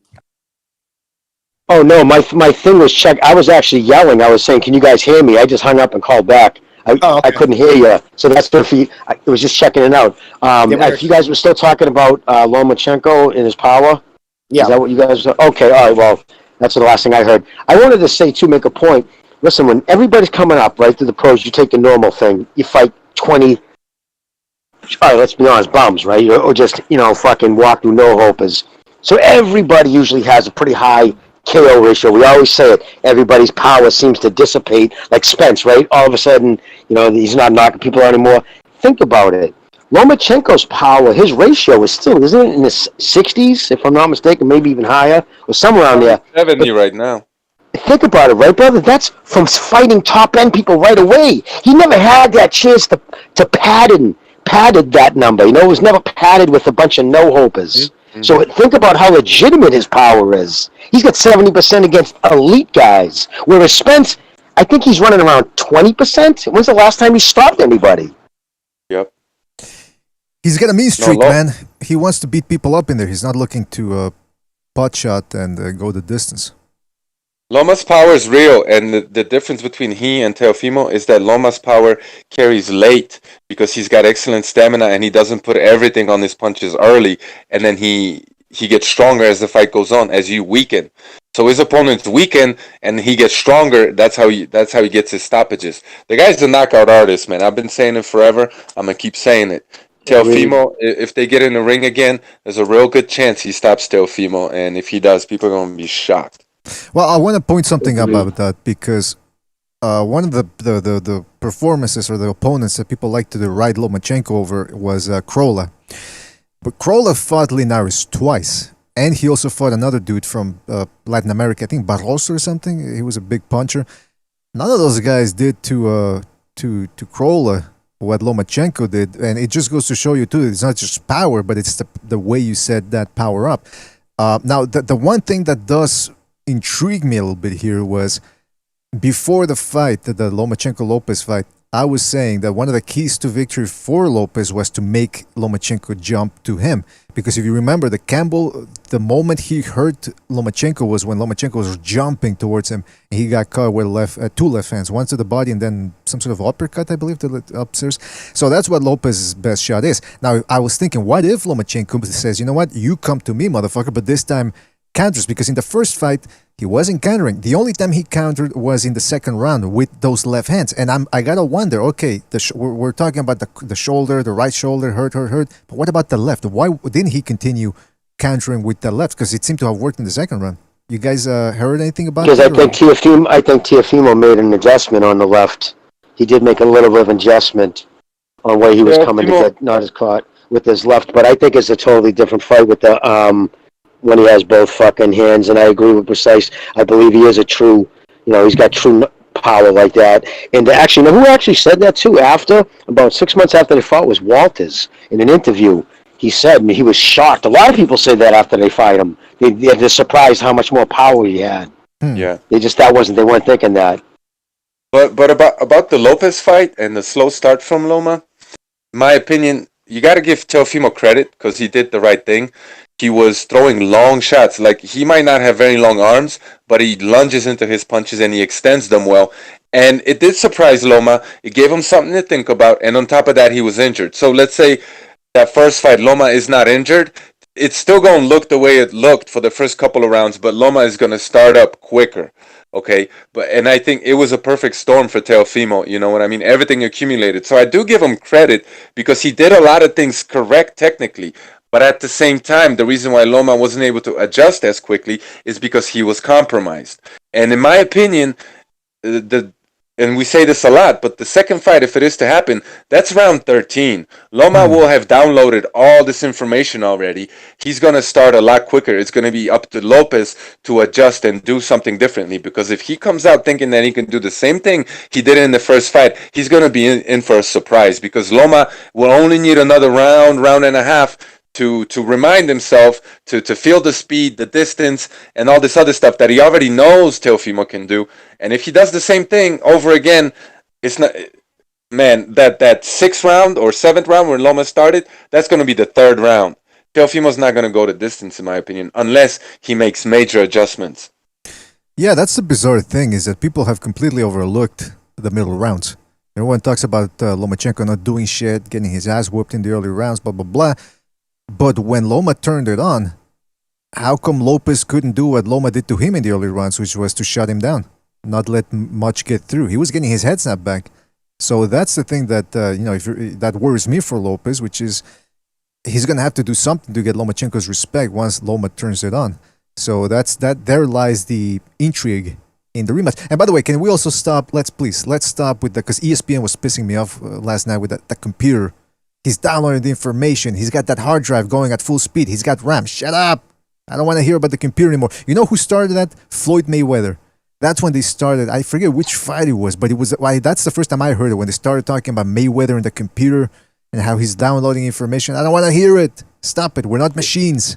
And I agree. I think some of the stuff they say there, BDA, like some cheerleading, obviously they're going to do. But one thing about Bradley, he's very emotional. I think a lot of it's organic. Like when you hear him go, "Oh, oh," you know what I mean? Like you can tell he's not trying to do that to hype. Like he really does love boxing. You can tell like Bradley loves it, and he's seeing Lomachenko, and people call this hype because he's talking, putting him in such elevation. Like even Andre Ward does. And when does Andre Ward blow smoke up anybody's ass? And he even says it. He just does things in there that are incredible. So when you have other professional fighters saying, "Holy shit," that just, again, it can't. Some people can't handle it. Amazing, isn't it? That excuse me. Yeah, that's interesting that people just don't. I mean, hey, he was overhyped. That's what they hate him. Reese Mack in the chat says, "Come on, it's just a metaphor. I don't care what it is, man. Stop trying to compare. See, that's all part of a bigger thing, trying to make us into machines. I ain't gonna have it. All right, we're human beings, and excuse me. By the grace of God, we're something special here. All right, manifest destiny. We're supposed to take over. No, wait a minute. Manifest destiny. That's something else. Fuck it. No, forget about that. In terms of GB Goth in the chat says Loma upgraded to 5G. Well, listen. I mean, excuse me. I want to see the rematch. I think most people want to see it. I'm not counting Lopez out. Hopefully, it happens sooner than later. Did you guys end up catching the any post-fight interviews? Because I mean, they talked to Lopez Senior. He said he's willing to do it. But again, I have to ask: do you guys? He's got to talk his son into it. Yeah, he's got that was bizarre, man. I still can't wrap my head around that when he said, "Well, I gotta." He's being honest. He slipped. He was probably a little buzzed. Maybe did a couple of gaggers, had a few drinks, and he slipped. He let it know that his son wants nothing to do with it, like most of us have been saying. Right after that fight, we were saying, I don't think he's going to want anything to do with a rematch, and I still don't believe. But I think Bob and his father are going to make it known, like, where else are you going to go? What do you think you're going to get paid? What are we going to put on as a pay-per-view? Who are you going to fight? Yeah, that's bizarre, man. I mean, look, like I said before, I get that fighters want to get paid, but he didn't want the Loma rematch then? I mean, that was the case of a guy looking for options and finding out the harsh reality of the market, which is you ain't gonna get paid. This Triller thing was an aberration. You ain't gonna get paid $3.5 million for fighting for Tuna out there or somebody. So wasn't Lomachenko's physical condition an aberration. I think Lomachenko, like Precise said, all the stars aligned for Teofimo Lopez that night, and he got a version of a damaged version. So what? He won. I gave him the credit for winning it. But you know what? When a fight's that close, I just don't respect the fighter who won't play it back. Who won't, especially a guy who won the belts. You're not even going to give the champion who gave you an opportunity to get it back. To me, is just like the ultimate low rent. And they're out there saying we won every round. Okay, well then it should be an easy fight. Go in there, do it again. What's the big deal? Wait. Who said they won every round? His father. Teofimo in the press conference after the fight. I thought I won all the rounds. So it's like, if it was that easy and Loma is done, right? It's the takeover. Then it's easy money, right? It's an easy payday. Take the fight. What are you crying and complaining about? It's the biggest fight you can get. You already beat the guy. You don't think it was even close. He's done in your opinion. You're gonna beat him again, right? Do it. Come on, man. It's funny how when actions don't support your words, huh? Yeah, he's a fake. The dude is so fake, man. The whole family's fake, and all the. Look, if you're a Teofimo fan, I could respect that, but if you're a Teofimo fanboy, there's something wrong with you, man. I just don't understand it. Yeah, that's the I go back. It goes back to the character. I'm very curious about when I ask people, why do you root for this guy? I've heard some people say like, well, I root for this guy because I like his skills, but it's not exactly like being a painter where the painter can be an asshole, but you can still say, whoa, I love his paintings. I mean, look, you can like a guy for his style, even if he's an asshole, but to root for somebody, that's completely different. You can't root for somebody just because they're good. That to me, or maybe you can, and I just can't see it that way for some reason. But yeah, you're right, man. The people that fanboy for somebody who's not exactly the most pleasing character outside the ring, that's where I go, especially when they dislike the other guy who's got very little to criticize about his character. That's when I start thinking, what's really going on here? Speaking of that, this is a tweet from Michael Benson, and they asked him, or he said, Lomachenko was asked about Teofimo Lopez's team suggesting that he'll have to make concessions in order to secure the rematch, and Lomachenko said, "You ask me about money, a question for me? I've always answered your question. I've always told in boxing, I only want a legacy. Only legacy." So, I mean, probably somebody coached him a little bit there. Like, hey, that's what they promoters tell the guys. They never say that you're in this for the money. Which, I mean, let's face the facts. Most of these guys wouldn't do it for free. But this is the type of answer I want to hear, whether it's true or not. Look, the legacy. Fuck the concessions. Fuck the size of the ring. And I want a little bit more here. I want to come out first. Look, this guy wants to fight. He's not that young either. He wants to make the fights, and he says, "Bring him." That's why I said I think he'd be willing to get in there with Tank Davis right away, and give whatever concessions have to be made. Because this guy wants to fight the best. That's what he seems to care about, as much as any other fighter out there. I do believe that. What about Lomachenko? Yeah, and the legacy thing. Oh well, he did say in his interview in the pre-fight when they were doing one of those, coming up to the fight. Wasn't a press conference, but you know what I'm saying, in one of those tapes they play of him. He said on a couple of occasions how important it was he wants his belts back. It means something to him. You know what I mean? It means something to a lot of these, guys, but not all. He's going to get paid. Like, no matter what, he's going to get paid. And this is the thing that a lot of people don't take into consideration. I said this on another stream. You could buy an okay house in Ukraine for $5,000. So the dollar goes a lot further over there. That's where he's based. That's where he lives. Well, maybe in Cali too. But anyway, no matter you just don't know if the Russians are going to fucking become your government. Right? But it's like no matter what, he's making millions. So to a guy like that, whether it's 5 million or 10 million at the end of the day, he's gonna manage his money well. He's gonna invest. He's gonna create all kinds of like sports programs, open up gyms, whatever the hell he got to do. The dude is set for life, and he knows this.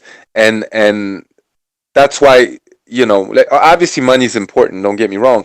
But he's a legacy fighter, and so is Usyk. This is exactly what we need in the sport instead of these divas. So when Teofimo came out and called him a diva, I mean that was a slappable offense, man. That was just like such a low blow. It just goes to show you who Teofimo is, man. Well, listen, can I say something? A lot of that has to, Jimmy, sorry. Can I just say something real quick? To Lopez's defense, I think they're in the Bernard Hopkins camp of psychology where they feel like they got to pump themselves up before a fight and make themselves the victims. He doesn't know how to spell psychology, bro. Forget that. Okay, come on. No, but I'm just trying to explain. I'm not justifying it, but what I'm explaining is, I got you. Yeah, some of these guys they have to play the victim to have feel like everything's against them so that they get up for it. Now, is that beneficial to them in the long run? That's to be disputed, but I'm explaining that that's the way he feels. Like he has to see things that aren't really there to pump himself up and get motivated to train. And I was going to say, too, to Precise's point about the money with some fighters, it also, a lot of times, we don't, but it is what it is. At the end of the day, they're just humans. They're in relationships like everything else. A lot of who they marry and how they like to spend money, a lot of times will have shit to do with it because I've heard now, and I think even Steve made a joke about it when he was on the show, so obviously he must have heard some shit too. But I heard that Mrs. Gennady loves L.A., loves nice cars, loves jewelry, like really loving the American life. So I think maybe a lot of that has to. I mean, then who knows? I think Lomachenko, his wife, might be just like a very simple person, doesn't give a shit. So money is, like Precise says, can go a long way if you play it right. Yeah, the American dollar still holds some weight in the I mean, for the moment, you never know. We'll ask Bucho about the next second renaissance, but yeah, man. Look, listen, the fight has to happen. That rematch. Like I said, I wouldn't be surprised if all of a sudden, whoops, yeah, listen, hey, we can make 135 one more time, but we gotta get paid this amount. It's like or maybe Top Rank already took care of that, knowing what type of people he's dealing with. But yeah, look, a rematch has to happen. And if Lomachenko opens up and gets knocked out, then that puts an end to it and no controversy. Or if Lomachenko actually gets... Because again, I got to go back to this, man. The Nakatani-Lopez fight, you look at those scorecards. I mean, Larry Hassler Jr. and Braslow both had it... Wait a minute. No, I'm not... yeah, they both had two scorecards, 118, 110, and one scorecard, 119, 109. I mean, come on, is that really what happened in the ring between Nakatani and Lopez? That's not what I saw. No. I didn't see either Loma. Yeah. And like to everybody's point, when people are saying, "Oh, Bob Arum did this, Bob Arum done that." Look, ultimately, we don't know what Bob wanted. Okay, maybe he just said, "Let's roll the dice, see what happens." But what I think a lot of people don't take into consideration is the fact that these judges, they're human beings. And if you're on the East Coast, it's likely that they're leftists. Okay, they're nationalistic. They support their own. It is. I mean, look at all these like referees, especially like black referees preferring black fighters all the damn time. Like there's something to that. So in other words, when you got Teofimo getting the benefit of the doubt against a Japanese or a Ukrainian guy, it might not even have anything to do with Bob Arum and everything to do with their political. Allegiance and just the fact that these motherfuckers are racist. Probably it is what it is. You know what I mean? So I'm not saying like that you.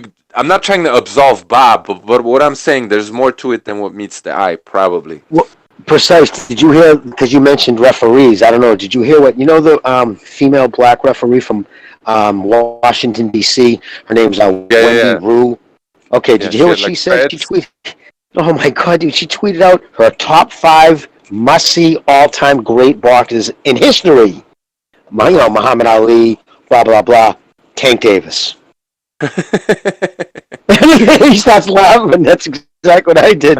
I'm like, okay, that's just so obvious that she has an agenda, or you question her credibility.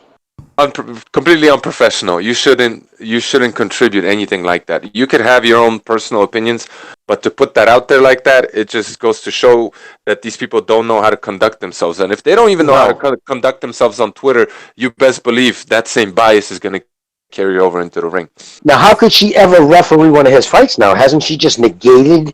I mean, how could she? She shouldn't be able to, but she's probably asking for the gig. She's asking for the gig, you know? She probably is. Yeah. You know, one thing that I've learned. It's a poor black woman and get it. One thing I've learned in this YouTube adventure here is that we try to stick to the boxing as much as possible here. We don't. I mean, we've been very careful about keeping this channel boxing only. Like, in other words, what happens in the ring. That's why we do the film analysis and we try to dissect people's styles and blah blah blah. The whole thing about the narratives about, well, he said this, she said that, are they gonna fight, who's ducking who, that can only take you so far, because at the end of the day, most of it is speculation, and we're only putting bits and pieces together from what we get from the mainstream media. But one thing I've learned that's true is, look, when Lomachenko lost, and we were pretty certain that he was gonna beat Lopez, and we actually made pretty good arguments, which the fight actually ended up going more the way we predicted it than the Lopez fans, which was Lopez was going to knock Lomachenko out. That didn't happen at all. And a lot of people came out of the woodwork and they said, Lomachenko was overrated, blah, blah, blah. But then when Lomachenko wins, we didn't get any calls of people saying, now listen, Lopez still beats him in the rematch. Now it seems like people just like to troll around these parts, and I just want to make it very clear: this is a boxing channel here. We analyze the fights. We don't get into the narratives. Stop projecting your racism and your biases towards us, because the only reason why we like Lomachenko, if we do at all, is because he fights the best. Has nothing to do with nationalism. None of us here are from the Ukraine or from Eastern Europe, as far as I know. Well, actually, Pete's Greek, and he hates the Japanese. He revealed that last night. But other than that, we enjoy the boxing, and that's all we're here for. So if you want to bring something else to the table here, it ain't going to happen. That's all I'm saying. And we hate clickbait. That shit, you know what I mean? Like, we know that whole organization. They literally make shit up, and they just put it out there just for clicks, because that's all they care about. Right. Factual evidence, nothing. None of that means anything to them. And look, we did bring up politics and earlier or a couple of minutes ago, but that's, sometimes it is a reality. There's because it affects it. Yeah, because there's people that are biased out there, and it does affect boxing. But I gotta tell you, we're all biased to a certain degree or another.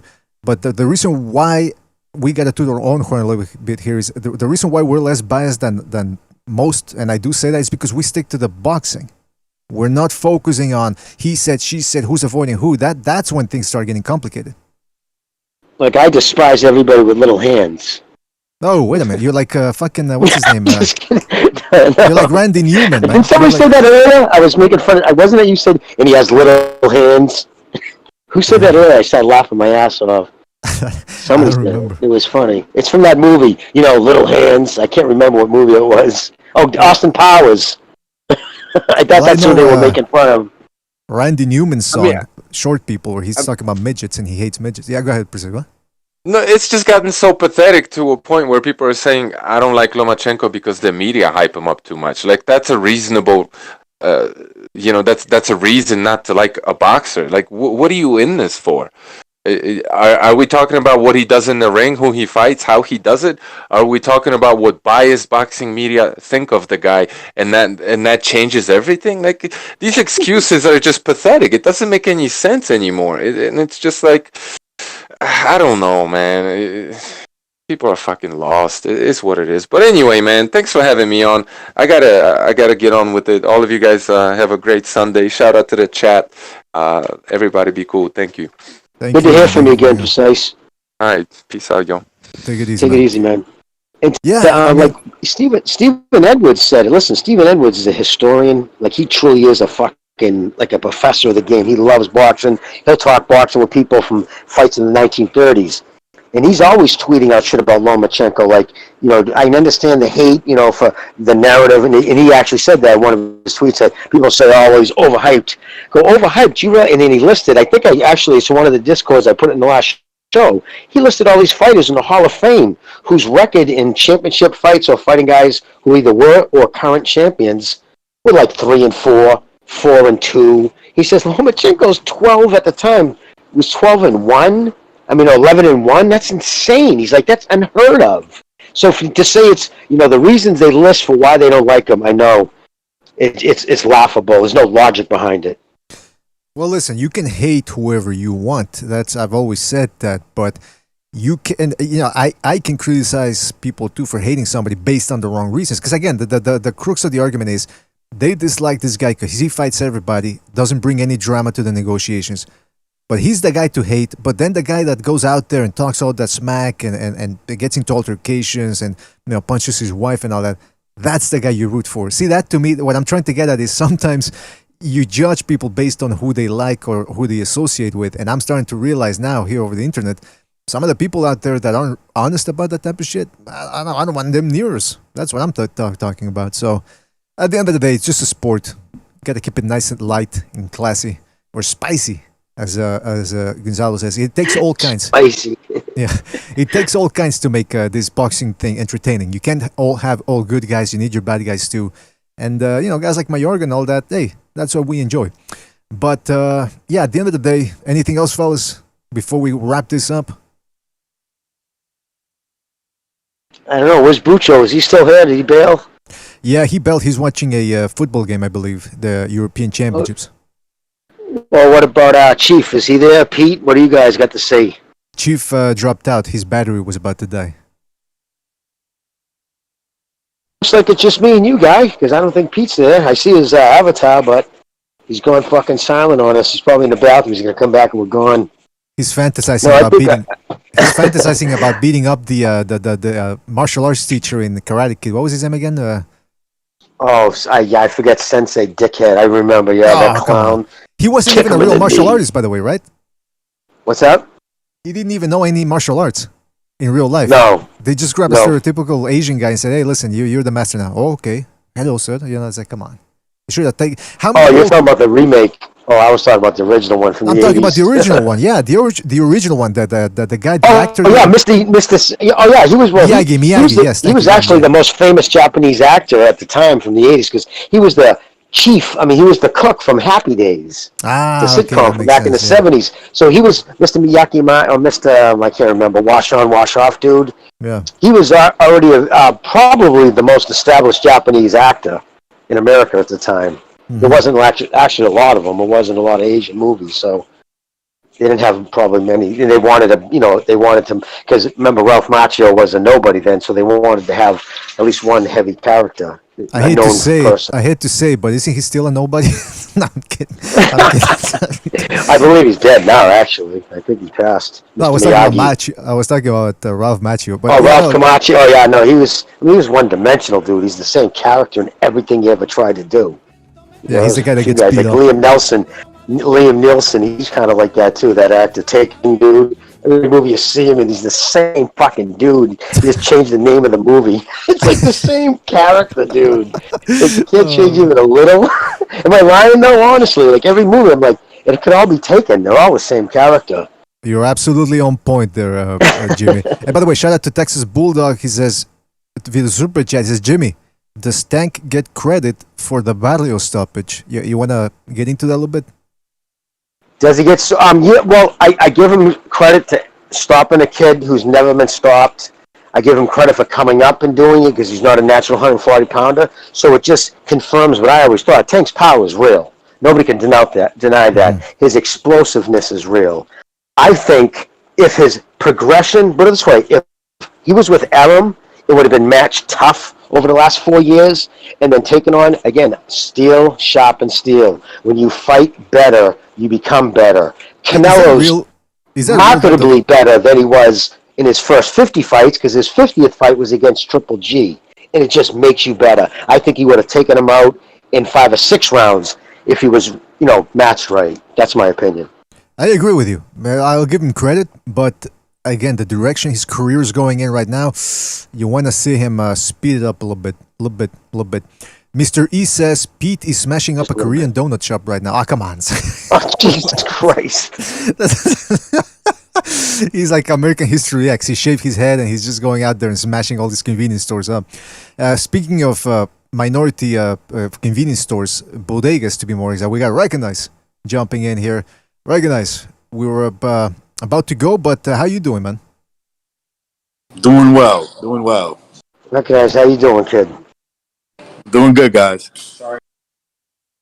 I heard sorry in the background. Before we go, dude, throw in what you got to say, man, about the fights. That way we can get you on record. Although you were on last night before I called. Yeah, but last night's episode was... Oof, I don't even remember what we talked about last night. Man, I was pretty out of it, man. I was falling asleep there. But... yeah, man. I mean, we'll get Recognizes. Oh, there we go. Recognize. Yeah, your thoughts if you want to say anything about the Lopez, Lomachenko, or Davis fights. I saw the Davis fight. Finally got to see it. I kind of rewinded some of it because I got the gist of the first couple of rounds, and then got up to the good part. Right. So basically, Tank fought. He kind of did nothing in the first 4 rounds. I guess he was just maybe a little bit intimidating and maybe just preserving himself for the later rounds. And that's what he did. And he landed some good body shots. He did some good stuff in there. I'm not going to lie. I was impressed, but it's mainly just power. Is that what impresses me about him? Well, I got to give him credit too for setting it up properly, because after he heard Barrios the first time, you could tell he was gunning for that uppercut, setting it up. I was actually scared for Barrios in there. I was like, ooh, here it comes. But yeah, you're right. I mean, it's when he was boxing when you got power like him, look, you kind of, and when you start getting your opponents in vulnerable situations, you give him credit for doing that. But then I didn't see everything the just actual stop. But how did it stop? Recognize. What was the they hit actual him for final the stoppage? body. Okay, so you hit him with a body shot in the 11th round. He goes down. It's like an uppercut, what he always does. He got on the inside, hit him with an uppercut to the body. He goes down, gets back up. I think he punched him one time. He hit him with a hook over, what was it, his right? I believe it was a right hook. He hits him like on the corner of his head. And he kind of like wobbles, and the ref's like, all right, you had enough. He stopped the fight. Really? So do you think it was premature, the stoppage? No, I thought it was fine because like Barrios didn't really object to it. You know, he looks like he was defeated at that point. I think that's how I thought he would do it, take him out earlier. I predicted he'd take Barrios halfway through the fight, but it took him to 11th. But I said it would be a uppercut, hook to the body. We'll start the machine, and it'll, that's how I knew he would catch him, because Barrios held his hands up high. Did he hold his hands up high through the end of the fight? Or try to keep like his hands up? Dropping. His hands started dropping. Yeah, when he got tired. I recognize. I give Davis credit for his performance. You know what I was saying before the fight, that Barrios I thought he was going to give him problems, which he did. So I give Davis credit for stopping him. But here's why we didn't like the post-fight comments. We played them earlier.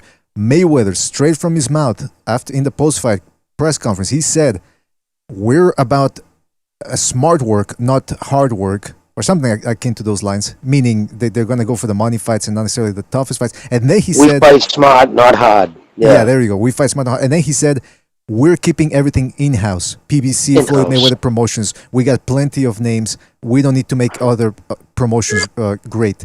I mean, what the fuck? They're saying it straight up. Hey, we're gonna. We don't need What he's saying is that, look, we're comfortable fighting with our fighters, no matter how limited the competition may be. If you're interested in fighting us, we're the A side. Understand that. That's basically what he's saying. So you're gonna have to. He's just not exactly concede on a lot of things in order to fight Tank Davis. The money aspect, the judges. But recognize he's saying they're not even going to do that, though. They're not even entertaining offers. They're not going to fight anyone outside the PBC. You know how that goes. I think it's not. I don't think it's Mayweather. I think it's Heyman making that call. Yeah, of course it is. It's Heyman. And Mayweather's just, he's just a clown. Oh, that's all he is. He's a clown. Wait a minute. Yeah, I mean, he's a clown. The guy's a fucking joke. He's like WWE. He's got all these chains on. He looks like a fucking herb with all those things on. And somebody asked earlier too, can Giovanni should just leave? Maybe one more fight and leave. Go sign. This is the problem with the Mayweather. The PBC contracts. It's in all their contracts. Every time they make a certain amount of money, it automatically re-signs them. Once they hit the $1 million mark, every time the PBC pays them $1 million, they're instantly re-signed for 2 years. Right. So no other. I've never heard of a fucking contract like that. That's a music contract. That's how they keep bands. Okay, they will sign you, especially when they're young and they're hungry, and that's where Heyman comes from, the music industry. We're going to give you, 60 cents on the album, but if you sell X amount of dollars, we're going to give you this bonus, but then we have your rights to the next 2 albums. Yeah, so that's a very music industry thing, and Heyman brought it to boxing. Al Heyman's been dealing with the music business since, the 80s, so yep, exactly. He's very astute. He knows how to get these guys. He made his bones. He's much more smarter than these fighters that he has on the raps. He's even smarter than their representation. So I'm not interested in PBC unless there's a good fight. Unless it's a good fight sign, or they're gonna try to make a good fight outside of PBC, like Deontay Wilder, Tyson Fury. I don't care about the PBC. They're just garbage. Well, people made a big deal about how that they're putting on some good fights, which is true. But is it a case of them spending the bullets they have left and just going for broke, or like what's the plan going forward? Because from what Jimmy tells me, they don't have a network. That's it. Showtime's done for the fucking season. They've already put their thing out. They have Fox's cut their thing early. So what are they going to do with all the other fighters? And now here's the thing too about the PBC. Like Shakur Stevenson is the perfect example about how weird that PBC contract is. He was going to sign with the PBC. He was actually in Vegas meeting with Floyd to sign. Like he was going to problem. Floyd was selling him the dream, like he was probably doing to all the guys right out of the Olympics. What happened was it wasn't until James Prince and them saw the fucking contract.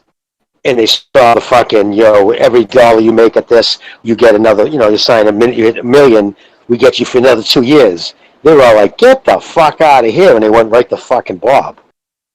There's a reason why, have you noticed, dude, they got all those guys, whoever they got was pretty much whoever they snagged out of Golden Boy, who are all at one-time Golden Boy fighters. Have you ever noticed all the young and upcoming guys, nobody signed with the PBC? Because now it's out there. Everybody knows the contract. You get buried in their contracts. Yeah, man. I mean, look at Errol Spence, man. I mean, he's getting the Pacquiao fight, but the last time he fought was back in November. Gary Russell Jr., he only wants to fight once a year. Jay Prince probably told Al Heyman, go fuck yourself, man. Don't try to play me that way. Don't try to play me that way. And the Pacquiao fight with Spence right now might be in jeopardy too right now over legal actions. Oh yeah, because I heard firing a lawsuit out against and him. I just get the sneaky feeling this was like strategic. I think mainly obviously on Mikey Garcia's side. That he's like, okay, I'm gonna wait for them to sign. And then I'm gonna be like, boom, motherfucker, you signed it. Because there is especially in California, there is a clause that when, let's say, for instance, me and Jimmy, good faith clause. Yes, yeah, exactly. In certain states, it doesn't work, but I think in California, it definitely does. So if you sign like a contract saying you're in negotiations, you have good faith, and you have made like the deal has gone so far ahead. Like they put that in place so. Some business guys are fucking scumbags. What they'll do to get extra money on the side, they'll let the people, whoever they're dealing with, know, hey, I'm going to get this from this person. And it keeps people from being just used to help pattern, the other person's end. So if they took the negotiation to a certain point where dates were being talked of, and suddenly they just pulled out, yeah, they could go after him. If anything, it could fucking hold back that fight. And at his age, you can't afford that. But yeah, I think that's Al Heyman too, because remember, Al Heyman he owed Al 3 fights. That was the end of the day. He owed 3. Whether it was going to be Mickey or Errol, I don't know what changed, but they went from Mickey to Errol. But that's what they did, and I don't think Mickey appreciates it. Man, let me tell you something. This is something that's very bizarre. I wouldn't be when Fury Joshua fell apart. Some people are speculating that certain parties knew that the fight was never going to happen, and they just wanted to throw a wrench in it and embarrass people. So you never know. I don't buy that at all for a second. Right. Well, I mean, look, listen. This Spence personally, myself. This Spence Pacquiao thing. I mean, who knows what? It smells fishy too. Now, speaking of fights, I'm looking at the schedule here. Next week we got Chris Colver versus Tugstox Nyambayar. I think that's the Mongolian dude that gave what's his name, Gary Russell Jr. I think he's the guy that gave Gary Russell Jr. All he could handle in his last fight. Maybe I'm wrong. Hold on, let me look it up. So that's the next week. Slim pickings from here on out, I believe. Yeah, he's the guy that he lost to Gary Russell Jr. in his last fight. So it should be a little interesting fight there. Chris Colbert, I want to see what he's got. On Thursday, I think, July the 7th, we got Timothy Zhu versus Michael Zarafa. Zarafa really pissed Zhu off, because he said, I'm going to Hatton you, or something to that effect, making reference to Hatton's beating over Timothy Zhu's father. His father. The great Costa Zhu. So Timothy Zhu seems pissed. Michael Zarafa, of course, a former male stripper. You got to watch out for those guys. They got a lot of tricks up their sleeves. I mean, listen, if you're a male stripper... man. It's got a magic Mike him. He went from a prostitute to a contender. You got to give him credit. Man, a prostitute. I mean, come on, man. I mean, whatever, stripping, prostitution, it's like in the same line, Either way, he has no soul.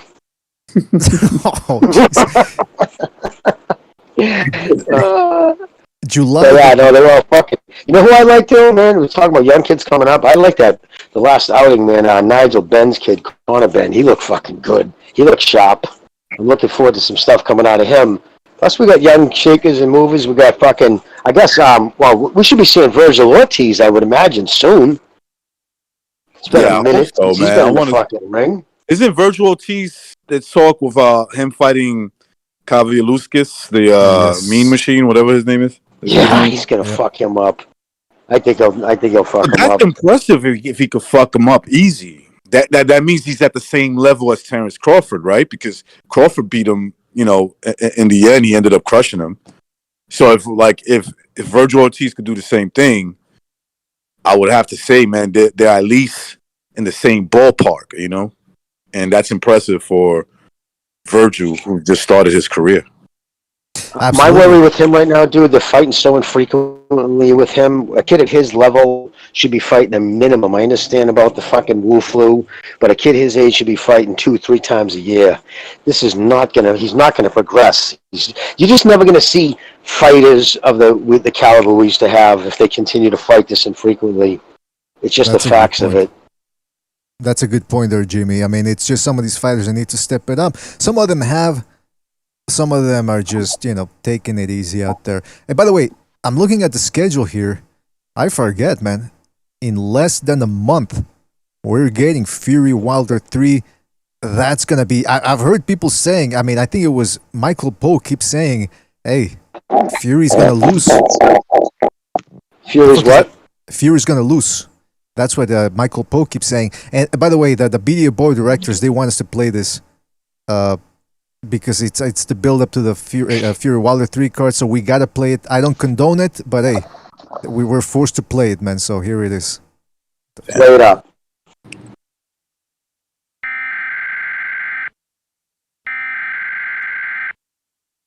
I don't hear nothing.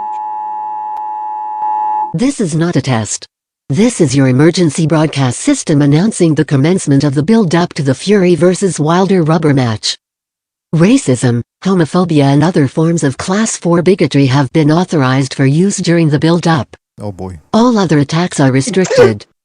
YouTube personalities of ranking 10 have been granted immunity from the build-up and shall not be harmed. Google at the siren, all forms of attacks will be legal for the next month.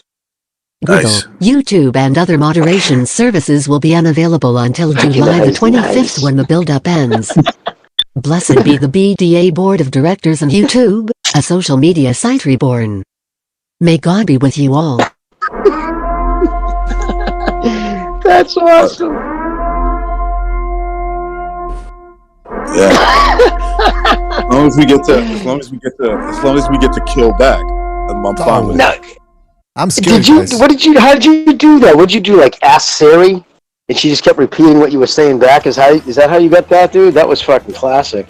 I don't know what you're talking about. That was a message from the board of directors. Oh, so all right. Well, whoever did it, I wonder if that's how they did that. That's funny as fuck, dude. Hey, can I say, Jimmy, man? Can I say, I don't mind a purge as long as we can do it back. That's all that matters. Well, that's the point. It says anybody can during the build. Yeah. So like, if who fired the first people try to attack me, if I make an example out of one of them, I do a beheading. Let's just say. Oh, then wait a minute, what? Yeah. Of course. Well, no, I mean, recognize. You missed missed the point. You got to do it back. I got to stop you. I got to stop you. It says verbal abuse. I thought you meant. Okay, I'm sorry. I thought you meant physical. I was going to say. Oh no, the verbal at the fight. Like, and who started? Who already threw the first volley?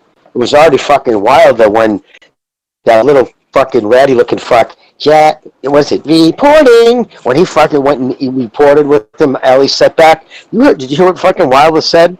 It was me against 4 white guys, using white as a pejorative, like as a negative term. It was just... So he's just always going to bring it to race because he knows that's where his base is. By base, I mean LDBC. They make no bones about it. They ride and die with him because he's, fam. That's how they put it. So it's, Jimmy, it is what it is. You want to go with guys you identify with, but don't then turn around and go, "Oh, you guys are racist! You guys are racist!" Jimmy, I heard somebody say. I heard somebody say, a YouTuber was saying, "Well, hey, look, Wilder got stabbed in the back. The media stabbed him in the back because his whole narrative is that Wilder got cheated on, almost murdered in there, and so therefore the mainstream media no longer have a right to interview him because they didn't back him up. He says if he decides to grant any interviews, they're gonna have to take the scraps he gives them. And I'm sitting there, I'm thinking, wait a minute, is a Wilder interview the big scoop of the year, or what are you gonna do? You're gonna be in a room with Wilder. He's got sunglasses indoors, and he's mumbling about how I was cheated, but this time it's gonna be different. I'm gonna do this. My power. Listen, I mean, come on, it's not really. Can I? That's been a big thing on Twitter, dude. That's been the fucking narrative. That's been the narrative where old media is gonna get it. They'll see. Listen, can I just state it right now? We all know people, right? We have people call the show and shit, and Wilder is looked at by the establishment, by the industry, as a fucking joke. Oh. His excuses he made were a joke. His performance was a joke, and the lies that the LDBC came up with, and now it is because the mainstream media thought so little about him and his stupid excuses, they didn't even give him play. Because that's basically what they're saying. How come the mainstream media didn't echo our fairy tales? Oh, I don't know. Maybe because they're not ideologues, and it's not about, I hope a trainer dies in a car accident. I mean, you understand like this, and it's like, okay, so he's going to give interviews in an echo chamber. Who do you think's going to hear that? Other than an occasional snippet, they'll get picked up in boxing scene. Here's a man, now think about this too. Here's a man that claims not only Wilder, but a cabal of people from the Nevada Athletic State Commission conspired to murder him. Because make no doubt about it, if I had fucking 8-ounce hunk of ball steel in my glove and I could hit you in the head with it like a blackjack, there's a good chance I'm going to kill you. So, in essence, a bunch of guys said, okay, he could die. He could die, but fuck it, let's do this. So, okay, in your head, these people conspired to murder you.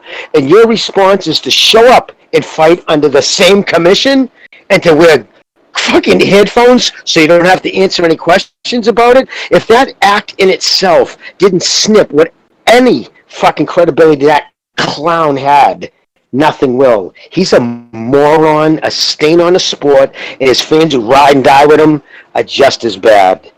Peace out. Ride or die, that's something I've heard mostly women say about a man. So the fact that male Wilder fans are saying that, that's what they say.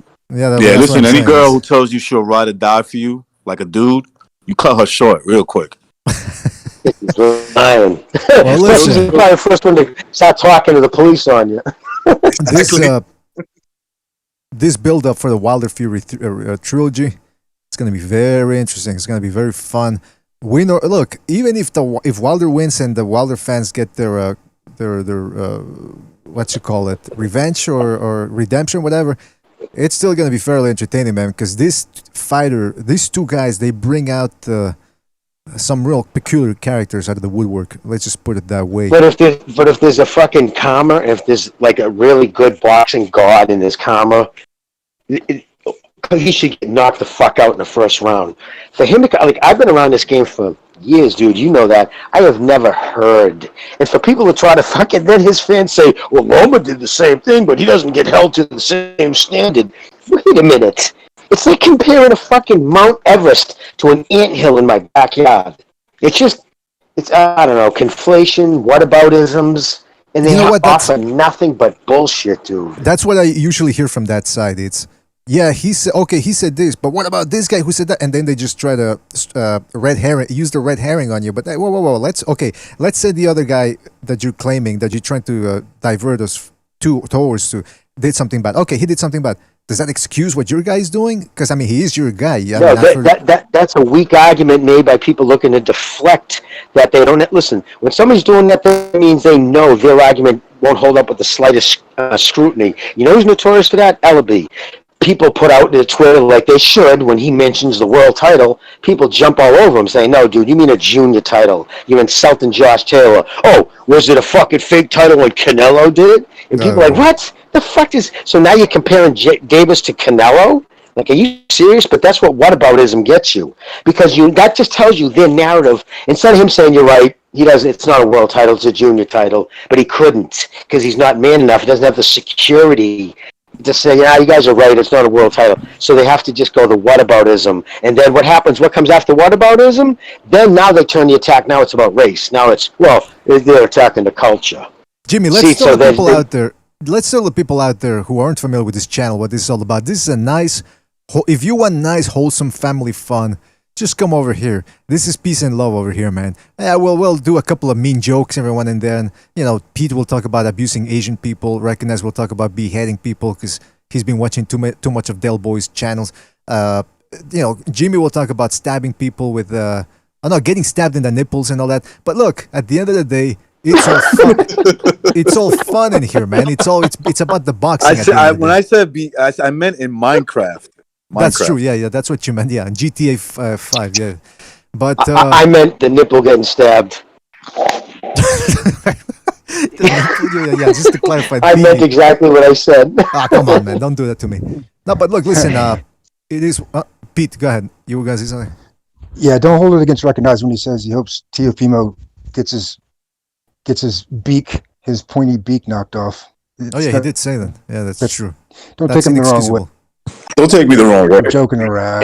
Joking around. And you know what's funny too, BDA? Going in, if you even went back to listen to the thing, going into the first Wilder Fury fight, I had no fucking, I mean, even the rematch, I really had no dog in the fight. I made my prediction. I said I'm not emotionally invested. I think Wilder will lose. I actually said between the 4th and 5th round. I think I said on the 4th. That's how confident I was that Tyson was going to beat him. But I was like, I'm not emotionally involved. Now I am. Now I have such disdain for fucking Wilder.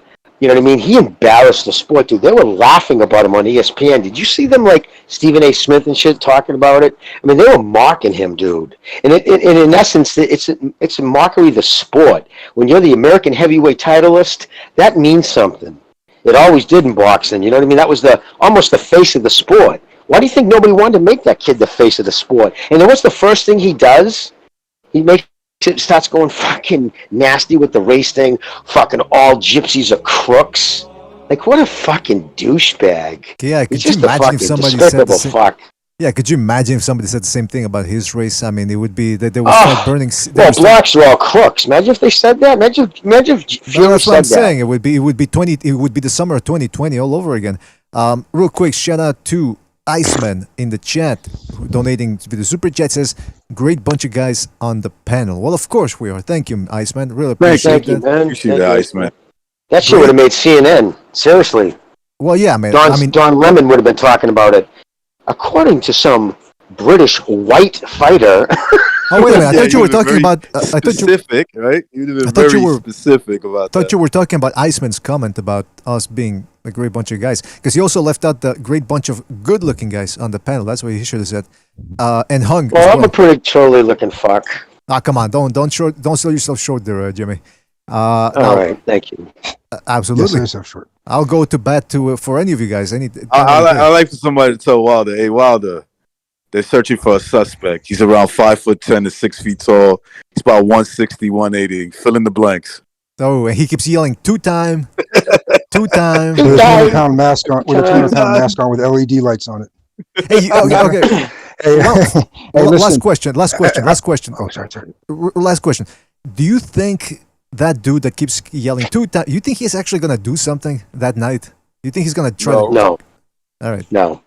Too much security in that place, He's man. going to embarrass himself. I think more than likely that's what's going to. If there's anything he's going to do, it's embarrass himself, probably. Like, I wouldn't doubt if say Fury fucking red, flatlines that mush in like the second or third round. I wouldn't doubt if for Tay Jones to try to sucker punch someone in the Fury family, stand there in the ring and try to sucker him. That kid's unbalanced. Yeah, literally, I can't believe I asked this, but what are we talking about? Who said 2 times? 2 times. Tay Jones. You say it. You say it 2 times. Say 2 times. 2 times. 2 times. Oh, sorry. Who's Tay Jones? 2 times. That's who he's standing behind. Wilder had nothing to say. He wouldn't take off. Did you even see Cindy Poncha from fucking Top Rank had to slap him on the shoulder? Like, hello, move the headphones. You got to acknowledge something. Like, this isn't so he's not even trying to sell the fight. And again, you would have to be a fucking sycophant to fucking think that made him look like anything other than an idiot. It made him look like what it was. He can't back up. Not only can he back it up, he can't even listen. He has at least enough intelligence, that idiot, to know how bad just a question would have looked. Deontay, now, what do you think? What was your reasoning before? Was it just a gut feeling that you had Mark Breland drug you? Now, mix him up there with all lights, cameras snapping at him. You think that fucking zipperhead's going to come back with anything other than, or then? So what? Now you say you think he tried to kill you with a slug in his glove or anvil in his glove? Then why are you fighting here again, Deontay? Did you see the So he knows, right? No matter what, yeah, the autopsy. He would have just the questions alone. He didn't have to answer them. Just them being posed to him would have killed his fucking immature, juvenile existence. So he chose, I'm not even going to hear him.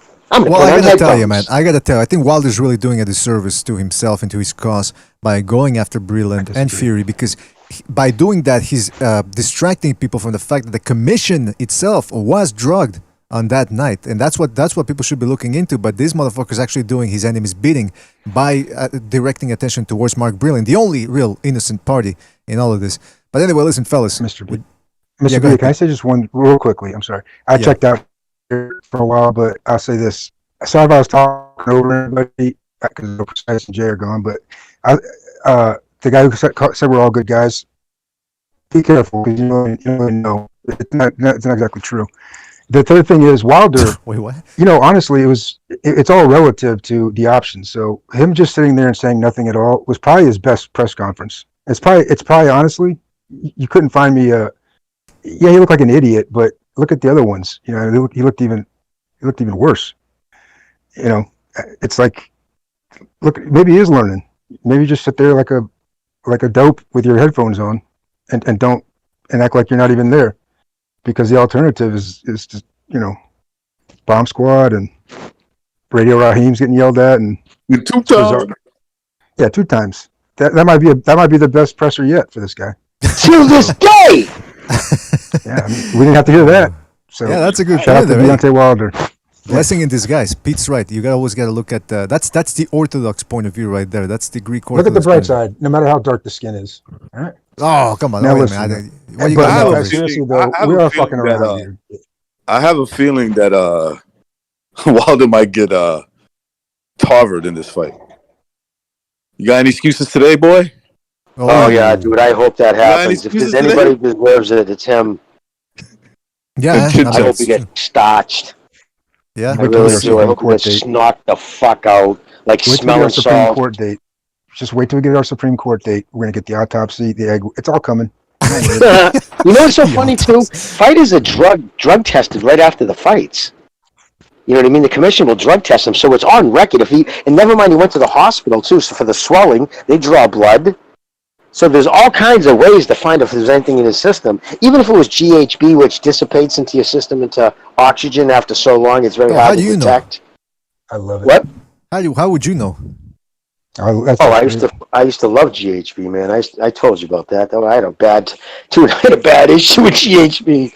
You kidding me? That was my shit back in the 80s. It was legal to buy it at Flex Appeal and the muscle building places. That's where it first made its, because they put you in the 4th realm of sleep, the sleep that your muscles grow. That's the only time your muscles grow. So you would take it would knock you in. So you could sleep 2-3 hours a night. You'd wake up feeling like you slept 10 hours. Everybody was taking it. But the thing is, if you took just a little bit more than it was, recommended, I can't even describe it. You're fucking high as a kite. No.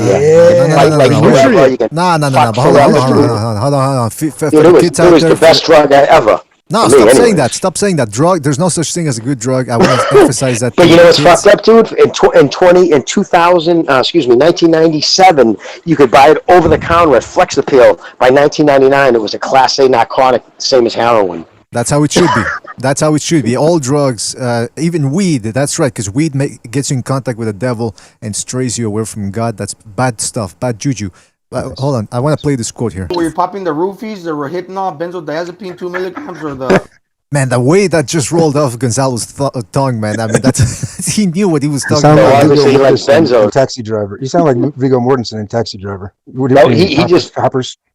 He listed all benzodiazepines. He listed all downers. Hey, Pete, pink Cadillac. Yeah, all of them. pink Cadillac. I'll get you a pink slip to I'll get you a pink slip to a Cadillac, brand new. Hey, Wilder. Look at this gun. It's a Walter PPK. Beautiful little piece. That's a little honey right there. Little honey. All right, listen. Enough with the fucking taxi driver references. We gotta go. That's what he was showing Tyson Fury before the water fight. Oh, this cold piece right here. All right, he's got to eat. He's got to go eat. Oh, would you stop making fun of me for that? I'm fucking starving over here, man. I can't eat during the show, man. I mean, I'm sorry. I'm not gonna do it, man. You probably came in here with a belly full of subs, Italian subs or something. Nah, dude, I was putting myself on mute and eating Cheez-Its and a fucking sub. Stop fucking. I gotta go eat, man. You're just making me hungry. All right, brother. All right, thanks for having me on. You guys be safe, man, all right? Recognize Pete. You guys be good. Shout out to you, man. Shout out to you. Recognize, well, of course, I gotta say Jimmy. Recognize Bucho. Precise dropped by as well. Pete, Uncle Pete.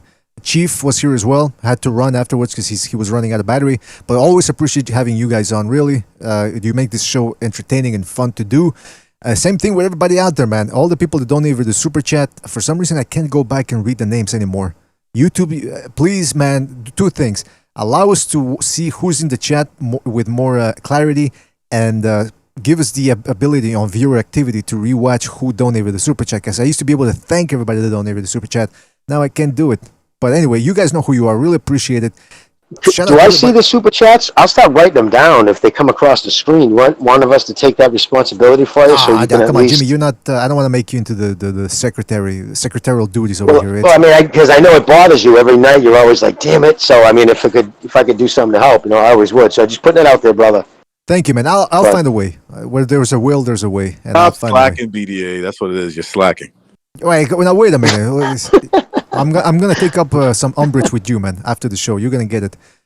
Shout out to Amor PvP, Uncle Burn Apostrophe, Dplex, Reesmack, Iparakua, Norman Luis, Iceman, Mr. E, James DK, Grievous, Black Lomachenko, Alan R, Black Lomachenko, Burgers Meredith, Norman Luis, Rock Lights, everybody who called in as well, guys. Thank you for joining us. Really appreciate it. We'll catch you on the next one. Take it easy. Gotta run.